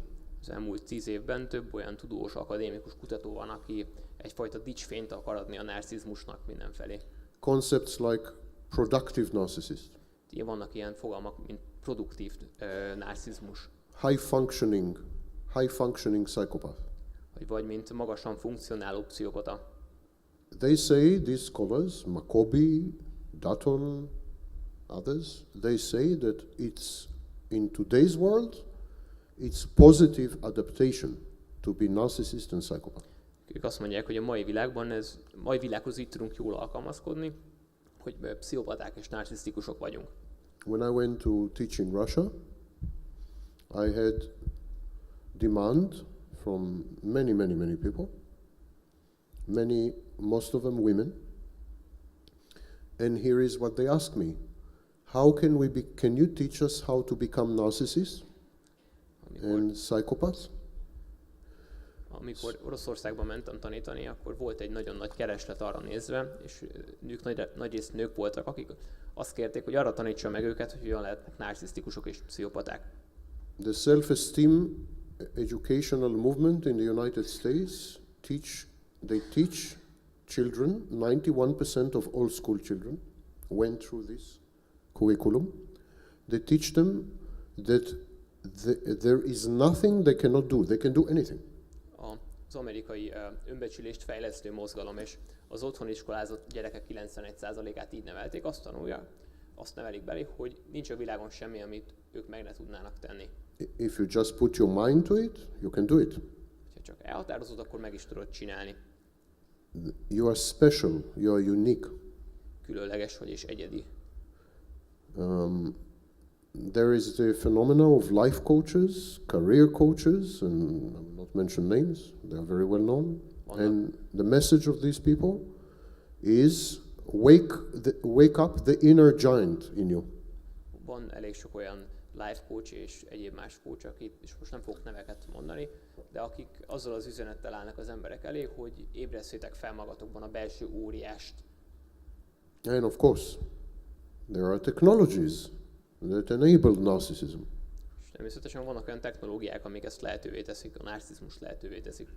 Like social media. Például a közösségi média. But one thing that is overlooked is that there are technologies that enable psychopathy. Psychopathy. De hogy a fölött a tény fölött viszont mindenki elsiklik, hogy ezek olyan technológiák, amik a pszichopátiát is lehetővé teszik. For example, some of the dating applications Például are utterly psychopathic. néhány randi alkalmazás kifejezetten pszichopátiás. So it's a losing battle. Ez a csata ez vesztésre áll. The future is a narcissistic psychopathic civilization. A jövő az egy narcisztikus pszichopata társadalom. And narcissists and psychopaths will rise to the top. És a narcisztikusok és a pszichopaták azok felemelkednek a Are tetőre. rising to the top. Most is már felemelkednek a társadalom tetejére. I've simply tried in this lecture to teach you how to survive in this new brave world. És ebben az előadásban most szeretném nektek megtanítani, hogy hogyan tudtok túlélni ebben a szép új világban. If you think I or anyone can do anything to stop this, you're wrong. Ha azt gondoljátok, hogy én vagy bárki bármit is tud ezzel ellen tenni, akkor tévedtek. It's too late. Túl késő. Az lenne az egyik kérdésem, hogy kb. Hány százalék narcisztikus személyiségzavaros ember lehet kb. Ez az egyik. A másik, a narcisztikus ember tudja magáról, mint egyik náci, hogy ő másképp működik, és ő neki tudja, hogy ő egy másik náci, vagy ő tudja a másikról, hogy ő egy táplálékforrás.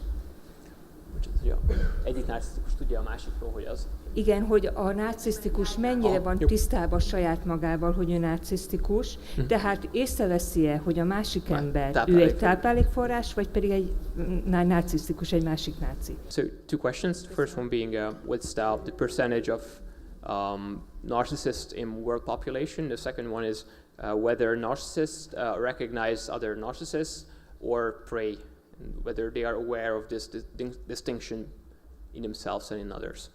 Percentage in general population? Yep. Officially, the percentage of people diagnosed with narcissistic personality disorder in the general population is 0.97%. 1%. A népesség körében a hivatalos számadatok szerint 0,97% narcisztikus van. Diagnosztizálva, bocsánat.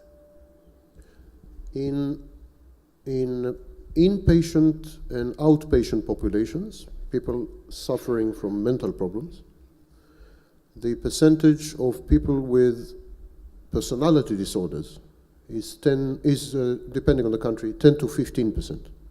Hogyha mind a zárt intézményekben kezelt embereket, klienseket nézzük, illetve az azon kívülieket, akkor országtól függően ilyen 10-15% a mentális betegségek előfordulása. Contrary to again online misinformation, narcissists are not overrepresented in prison. Psychopaths are. Ismét az interneten elérhető téves információkkal szemben nincs sokkal több narcisztikus börtönben, mint az adná magát, viszont pszichopatából pedig igen. felülreprezentáltak a narcisztikusokkal ellentétben. It's like the movie with Charlie Chaplin. Yes. Mint a Charlie Chaplin filmben. There's a movie with Charlie Chaplin, the great dictator. He plays Adolf Hitler, and he has a secretary, and he talks for half an hour, and the secretary pushes one button, and then he says "Punkt," and she types for half an hour, and with the translation I feel the same. I say one word, and then it's 2 hours. Olyan, mint a Charlie Chaplin filmben, hogy beszél Hitlerként Chaplin fél órát, és utána pedig a titkárnője megnyomja a gombot, és akkor fél óra szünet. So there are only two populations where psychopaths are overrepresented, and these are chief executive officers of Fortune 500 companies and prison population, criminals. Egyedül két populációban vannak felülreprezentálva a pszichopaták. Az egyik a top 500-as cégek CEO-i, illetve a börtönben lévők. These are studies by Robert Hare and Babiak. So Robert Heron és Babiak tanulmányai. So these are the official figures. I believe the real figure is something like 5 times more, higher. Ezek a hivatalos számok. Én úgy beslem, hogy ez a valódi számok ennek 5-szöröse. My own personal statistics, because I have a database of 1,700 people diagnosed with narcissistic personality disorder. A saját adataim, nekem van egy 1700 fős adatbázisom diagnosztizált narcisztikusokkal. They answer a questionnaire of 700 questions. So I have million data points. 700 kérdésre válaszolnak, ezért egy millió adatponton van.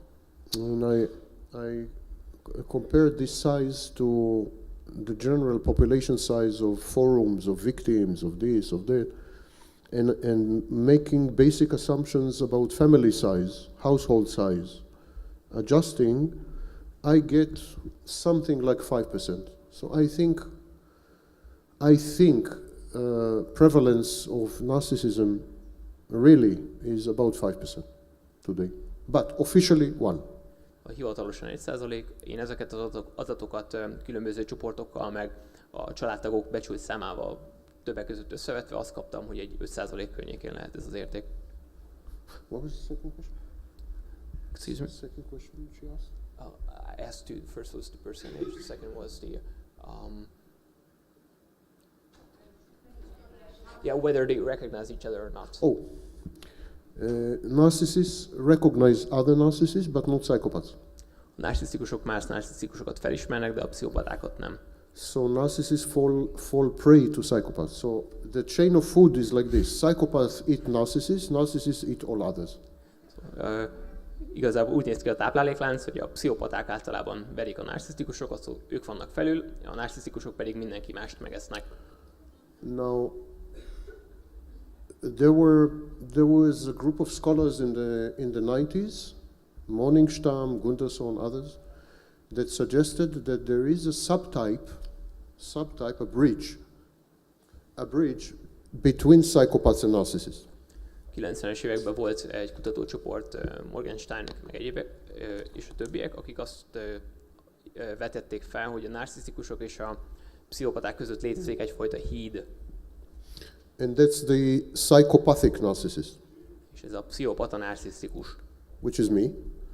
And én vagyok. We get the best of both worlds. És mi mindegyikből a legjobb elemet magunkének tudhatjuk. We are what we call in the United States twofer. Twofer means you pay for one, you get 2. És mi vagyunk a 2 az 1-ben. So if you date me, you get 2. One psychopath, one narcissist. Hogyha velem jársz, akkor mind a 2 csomagban megkapod. The psychopathic narcissists, they have antisocial behaviors coupled with grandiosity, to summarize. A narcisztikus pszichopatáknak van egy bizonyos fokú grandiozitása, illetve what kind of behavior? Antiszociális viselkedések. And they are coterminous. They are the same like what Kernberg called malignant narcissists. Mi vagyunk azok, akik Kernberg szavaival élve beteges narcisztikusok vagyunk, malignáns narcisztikusok. So when you hear malignant narcissist, it's actually psychopathic narcissist. Szóval amikor malignáns vagy beteges narcisztikus kifejezést hallod, az lényegében engem jelent. They are the elite the elite force. They are the elite of the profession. There are very few of them. Ők a szakma csúcsa, és nagyon kevesen vannak. To qualify, you need to work hard. And Keményen kell dolgozni, hogy ideig az ember eljusson. so there are few. Malignant narcissists or psychopathic narcissists are very few. De ez tény is való, hogy rossz indulatú narcisztikusból kevés van, nagyon kevés. Because they are very, very few, the Diagnostic and Statistical Manual Committee decided to keep the two diagnoses separate, not to unite them. Mivel nagyon kevesen vagyunk, ezért a DSM úgy döntött, hogy ezt a kettőt külön kezeli, mert olyan kicsi az átfedés. So psychopathic narcissists can recognize both psychopaths and narcissists. És a narcisztikus pszichopaták mind a kettőt felismerik, a pszichopatákat és a narcisztikusokat is. But grandiose narcissists cannot recognize psychopaths, and psychopaths eat them for breakfast, eat them alive. De a grandiózus narcisztikusok nem ismerik fel a pszichopatákat, és ezért a pszichopaták megeszik őket reggelire. I belong to both clubs. Én mind a kettő klubnak tagja vagyok. But look at me, I'm a smiling psychopathic narcissist. Nice. Nézzetek rám, én mosolygok. Azt szeretném kérdezni, lehet, hogy ostobán hangzik a kérdés, de mit tehet az, aki mondjuk minden tudása ellenére úgy érzi, hogy csak vergődik, és ahogy ön is említette, hogy hiába volt minden tudása, attól még a narcizmuson nem tudott változtatni. Tehát, hogy van-e valami kiút, vagy ez az unthinking, ez a elgondolom, hogy már nem tudom, kilépek ebből, tehát, hogy a másik oldalról van-e valami tanács? And what can you do if you are aware of your condition, you have come to your wit's end, and can you unthink these? How can you step out of this anyway? In any way? Out of narcissism. Or how can you improve your life in this? Which? I'm sorry. How can you step out of the victim role if you are once you're aware of A victim role? You mean as a victim or as a victim? I'm not sure I understand the question. No contact. No, I disagree. I hear it a lot from victims. sokat hallom? This is excuse. Ez kifogás. Excuse. You will not starve. You will have bread. You will have water. You will have where to be. Go back to your mother.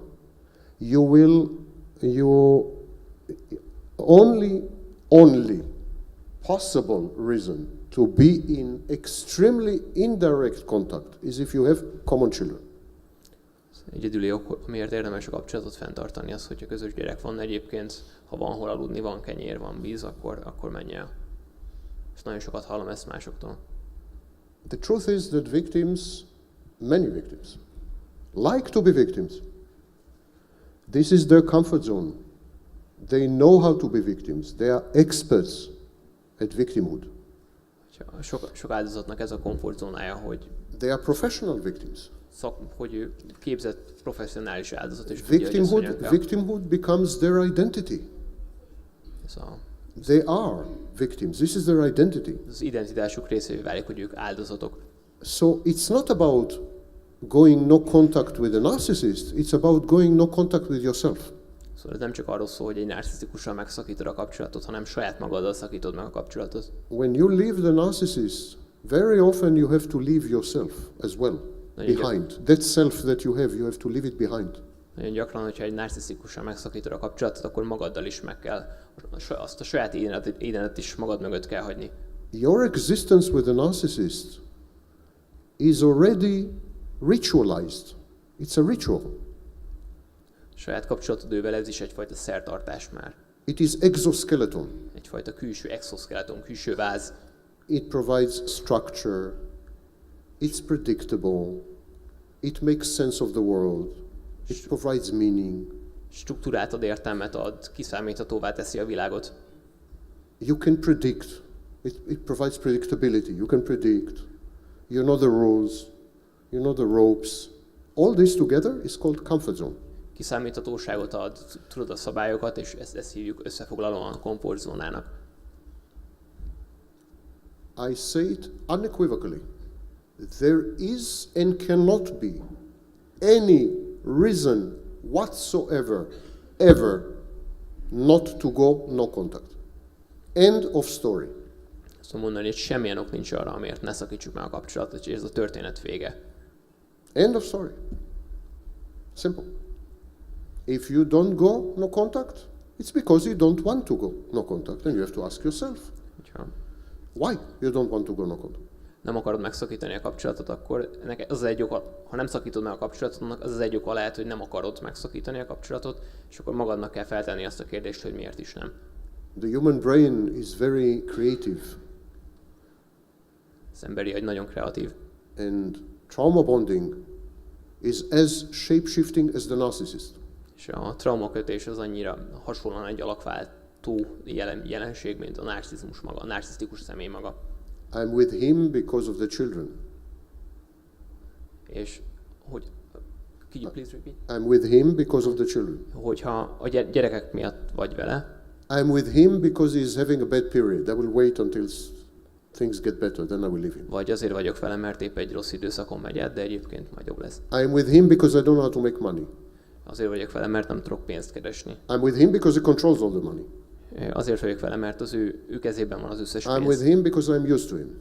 Azért vagyok vele, mert megszoktam. Even I'm with him because no other man will be much better than him. És azért vagyok vele, mert semmilyen más férfi nem lesz ennél jobb majd. Why bother? Miért is zavartassam magam? Yes, he's bad, but you know, Igen, rossz, they're all bad. de az összes ilyen. So the human mind is creative in giving you many, many excuses. Szóval az emberi elme kreatív és sokféle kifogással előrukkolhat. The other group of people who are as inventive about why they can't stop doing something are alcoholics and junkies. A másik csoport, aki hasonló kreatív módon tud kifogásokat gyártani, az a drogfüggők, illetve az alkoholisták.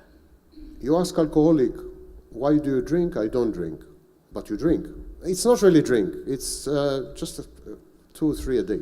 Megkérdezel, And hogy it's not every day. It's just when I'm this. And it's not when I'm this, it's when I'm that. And it's, I mean, alcoholics lie, deceive, cheat, tell themselves stories, tell others stories. I mean, alcoholics and junkies. egy alkoholista ugyanígy folyamatosan kifogásokat keres és történeteket fabrikál, hogy ő nem is hiszik, vagy csak ekkor hiszik, vagy ez nem is olyan sok. And victims addicted to the narcissist, they're all addicts. This is addictive behavior. És a narcisztikusok áldozatai is ugyanúgy függenek a narcisztikustól, hogy ez egy függőség.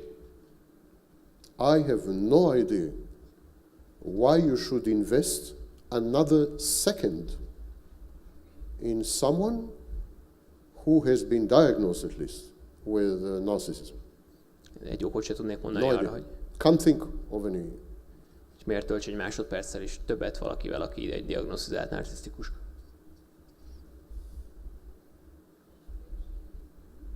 I think you will have to come to the microphone.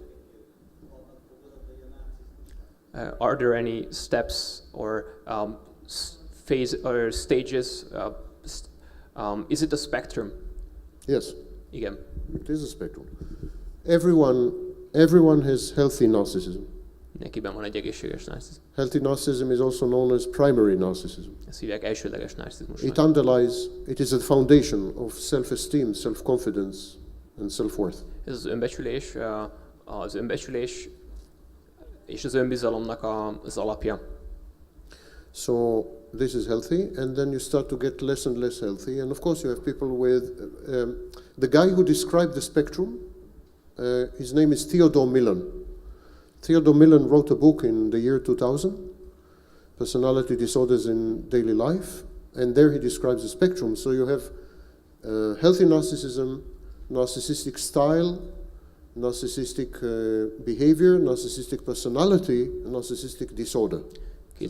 2000-ben Theodore Millen írta le a Hétköznapi élet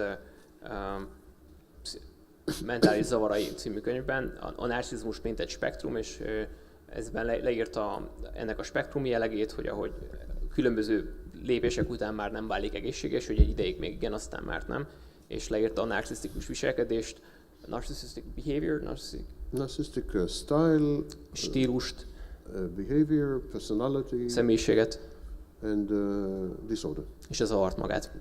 So of course, online, the vast majority of claims that someone is a narcissist, they are nonsense. A legtöbb az interneten olvasható állítás, hogy valaki narcisztikus, ezek nem helytállóak. Nonsense. You have a fight with someone, today you don't call him asshole, you call him narcissist. This is more, Elérkezhet azon nap, hogy valaki beszól neked, és akkor te magadban elnevezed narcisztikusnak. But that's not clinically. De ez nem egy klinikai diagnózis.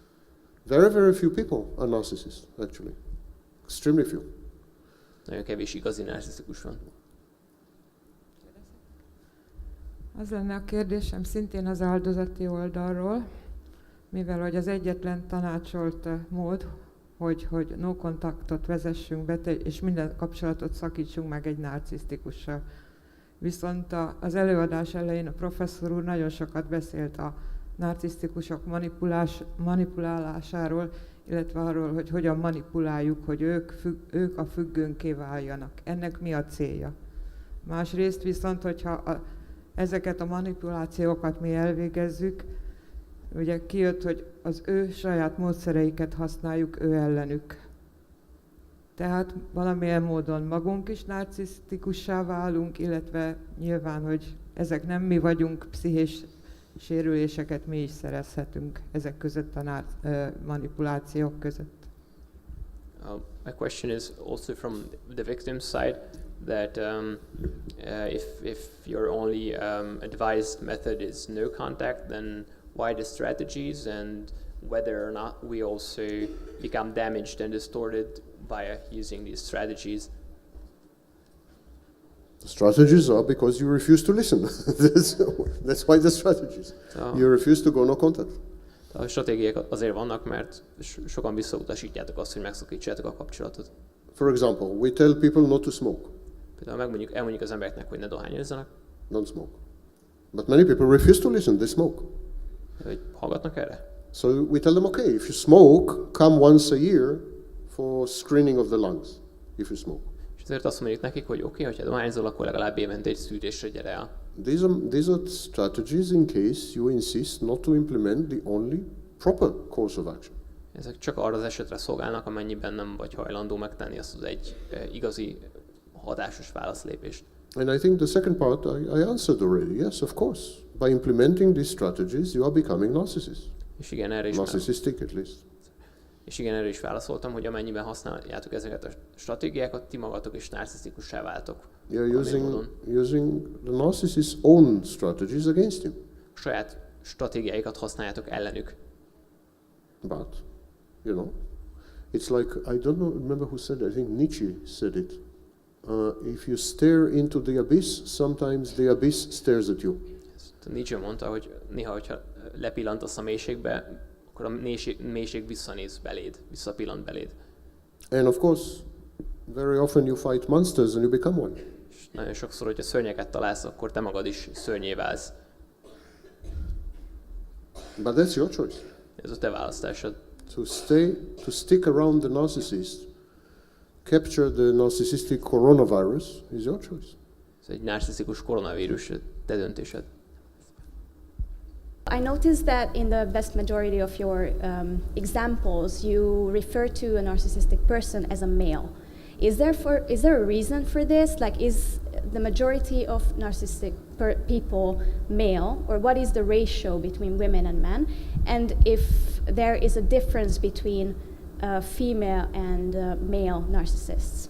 Szóval az volt a kérdésem, hogy észrevettem, hogy a példák során általában a narcisztikus személyekre, mint férfiakra utalt, hogy van-e ennek valamilyen jelentése, esetleg az, hogy több narcisztikus férfi van, mint nő, illetve hogy van-e a narcisztikus férfiak és nők között valamilyen különbség. Thank you.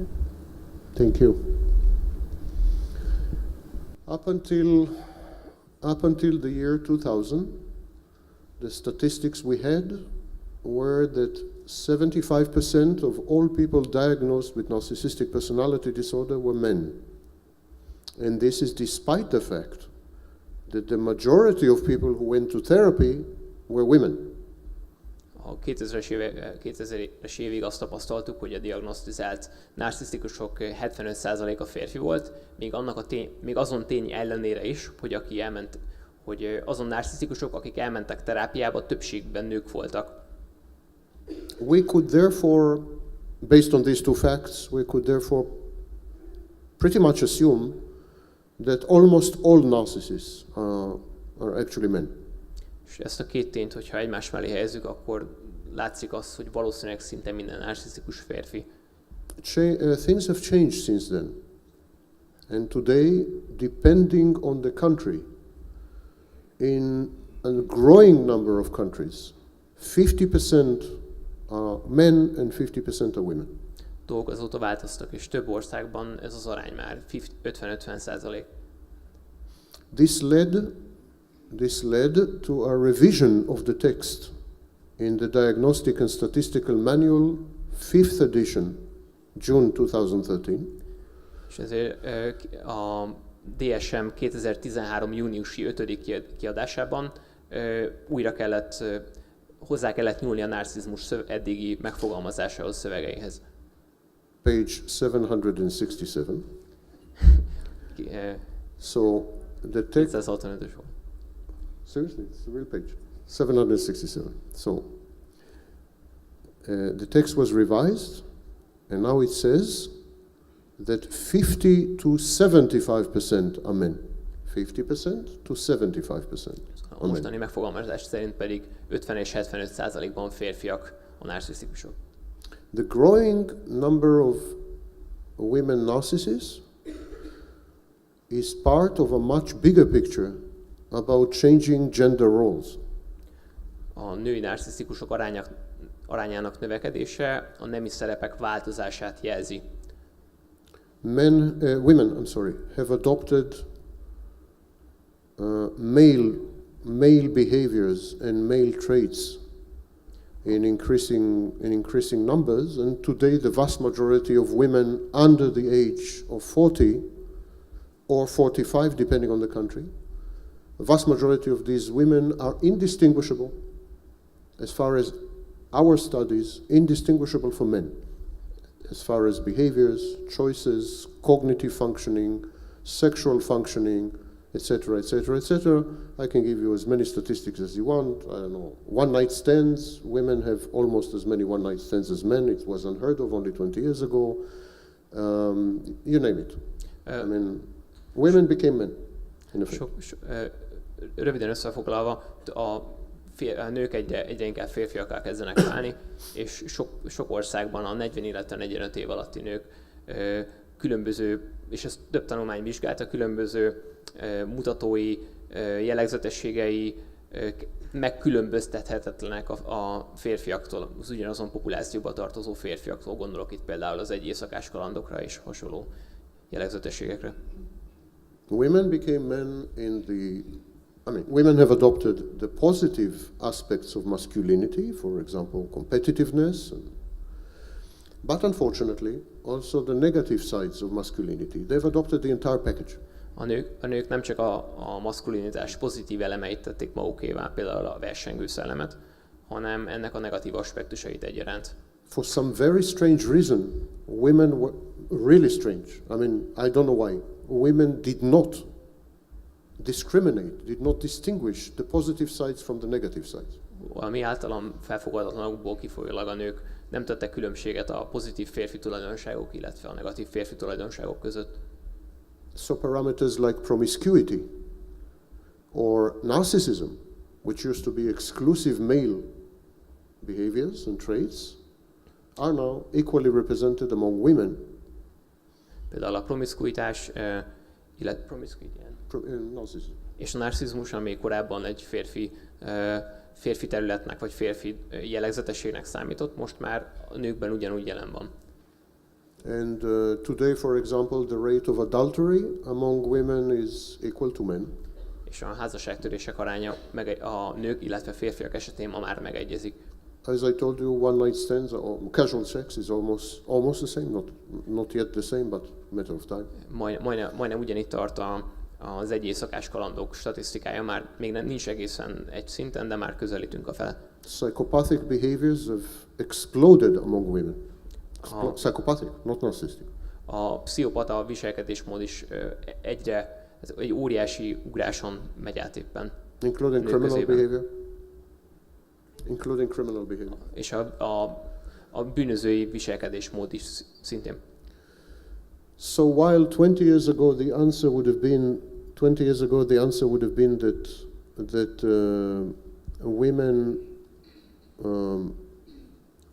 women obtain supply in different way. Women narcissists obtain supply differently to male narcissists. Today, I don't think there's any distinction anymore. 20 éve az lett volna a válasz, hogy a nők másképpen jutnak narcisztikus forráshoz, mint a férfiak, de ez a különbség ma már lényegében kimutathatatlan. I'm sad to say this, because gender differences were the spice of life in some respects. Not talking about equality, but about differences. Most nem a nemi egyenlőségekről, hanem a nemi egyenlőtlenségekről van szó. Now, one thing we know from studies of suppressed minorities. So we have, of course, numerous studies about the Jews, numerous studies about Black Americans, Native Americans, minorities in the USSR. So we have a huge body of knowledge about what happens to minorities, suppressed minorities. Számos tanulmányban olvashatunk arról, hogy mi történik az elnyomott kisebbségekkel, gondoljunk csak itt a zsidókra, vagy Amerikában az afroamerikaiakra, esetleg a Szovjetunió kisebbségeire. And we know that when a minority has been suppressed for a very long time and then acquires new freedoms, they don't know how to use these freedoms. They become extremely narcissistic and psychopathic. Tudjuk azt is, hogy ha egy kisebbséget túl sokáig nyomnak el, akkor az újonnan megkapott szabadsággal úgymond nem tudnak mit kezdeni, ezért narcisztikussá válhatnak. Possibly there's hope. Remélhetőleg van remény. Women have been enslaved for thousands of years. A nőket évezredeken keresztül elnyomták. Mistreated and abused institutionally for thousands of years. Intézményesen elnyomták őket, sőt, sokszor bántalmazták is őket. And have developed the weapons of the weak. Ezért felfegyverezték magukat. Among them, passive aggression. Így például a passzív agresszióval. Which is a variant of narcissism.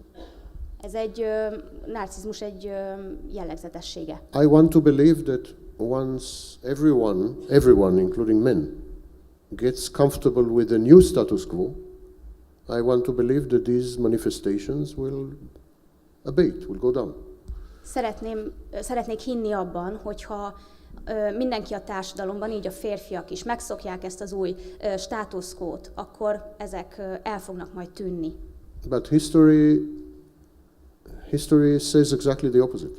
Azonban a történelem az ellentétéről tanúskodik. Narcissistic and antisocial behaviors among suppressed minorities, which have acquired new freedoms, these behaviors actually go up. Azokban a társadalmakban, amelyeket hosszú időn keresztül elnyomtak, a narcisztikus viselkedés egyre szembeötlővé válik. So my optimism has no foundation in history. If we judge only from history, women will become equally, if not more, represented in crime, in extreme narcissism, in destructive activities, and so on.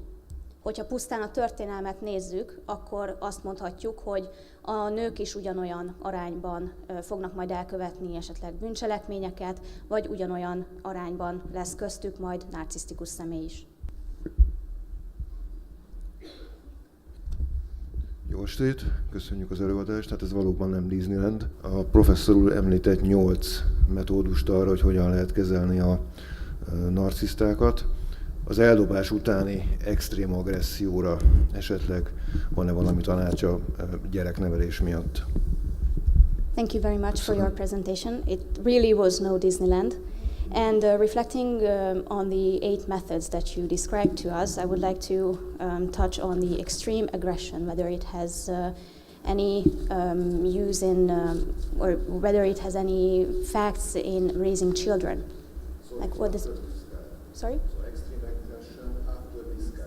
Oh, after discard. Sorry.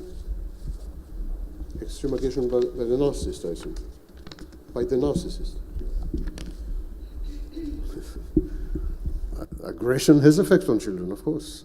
Before discard, after discard, narcissist, not narcissist. Aggression always has an impact on children. Az agresszió nyilván minden esetben hat a gyermekekre. Because children cannot integrate aggression into a view of the world. The children are constructing a view of the world.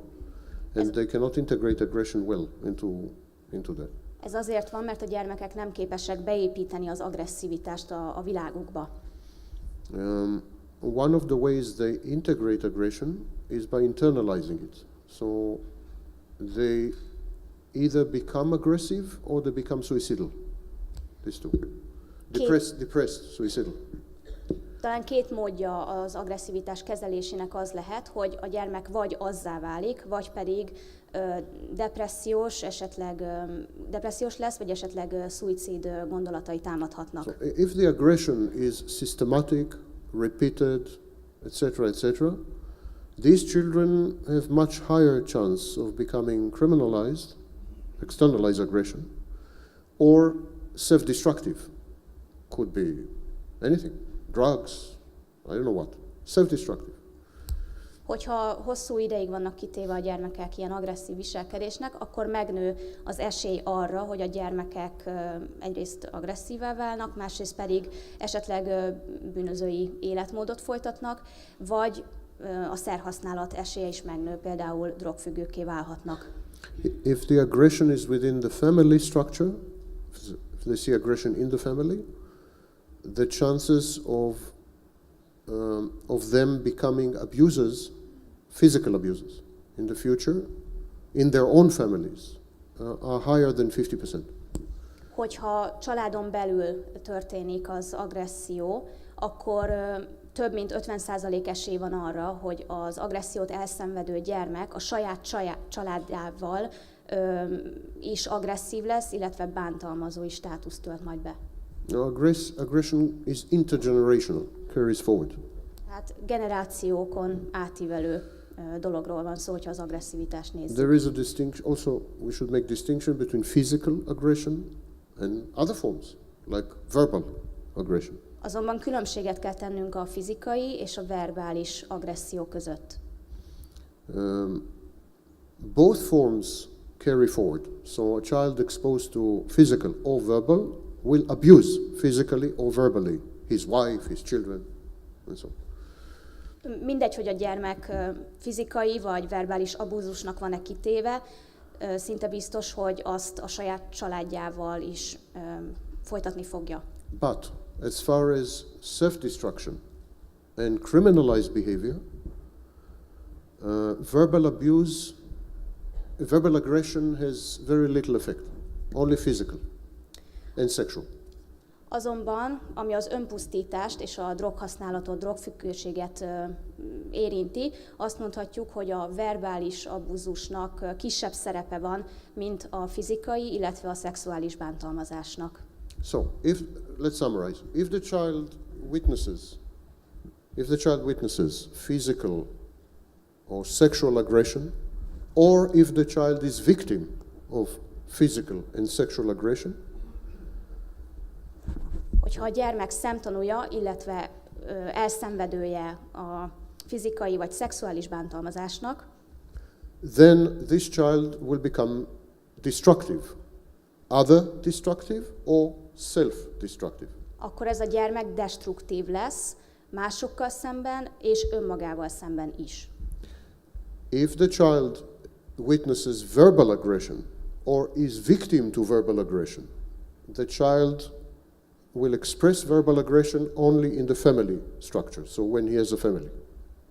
Hogyha egy gyermek verbális abúzust szenved el, vagy annak szemtanúja, akkor ő is verbális abúzust fog majd elkövetni, de a saját családján belül.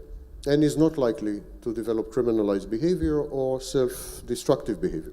És nem valószínű, hogy ő aztán bűnözővé válik, vagy esetleg önpusztító életmódot fog majd folytatni. One of the reasons we think is that the child can oppose verbal abuse much better than physical abuse. Ennek az egyik oka az lehet, úgy gondoljuk, hogy a verbális abúzussal szemben sokkal jobban tud egy gyermek védekezni. Helplessness is much bigger in physical abuse than in verbal abuse. A tehetetlenség a fizikai bántalmazás során sokkal erősebb, sokkal nagyobb, mint a verbális abúzus során. But if the child witnesses verbal abuse between two adults, mother and father, let's say, then it's a different story. Then it carries forward to his family. Az azonban más történet, hogy mi van akkor, hogyha egy gyermek két felnőtt, mondjuk az édesapja és az édesanyja között szemtanúja a verbális bántalmazásnak, akkor valószínű, hogy ezt majd a saját családjában is ő folytatni fogja. And the effects are the same if he witnesses physical aggression between two adults, significant adults, and if he experiences physical aggression. So the effects are the same.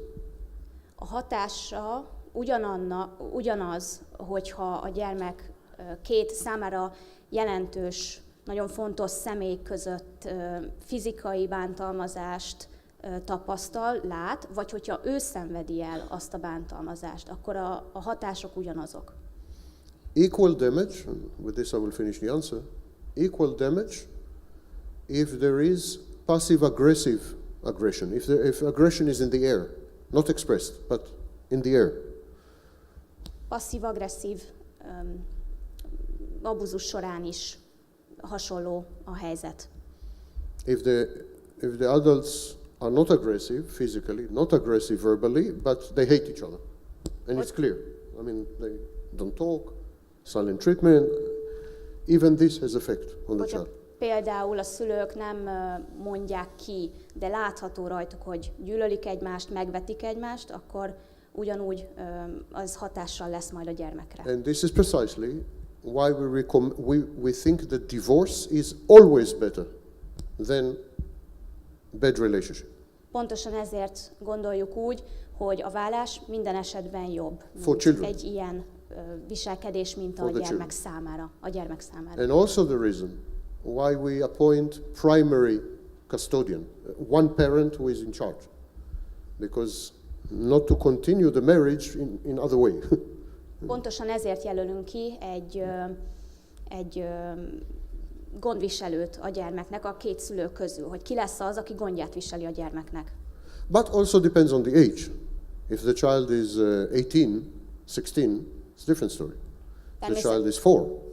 Természetesen függ a gyermek életkorától is. Nem mindegy, hogy a gyermek 16 vagy 18 éves például. There is a period, very dangerous period called formative years. Formative years. Van egy nagyon fontos periódus, ez a formatív periódus a gyermek életében. This is 4 to 6 years. Ez 4-6 éves korban van. Okay. To all the survivors, thank you for coming. Akik túlélték az előadást, köszönöm, hogy itt It was a voltak. pleasure to torture you. Nagyon örültem, hogy kínoszhattalak benneteket. And I hope to see you again. És remélem még találkozunk. Thank you for the translation.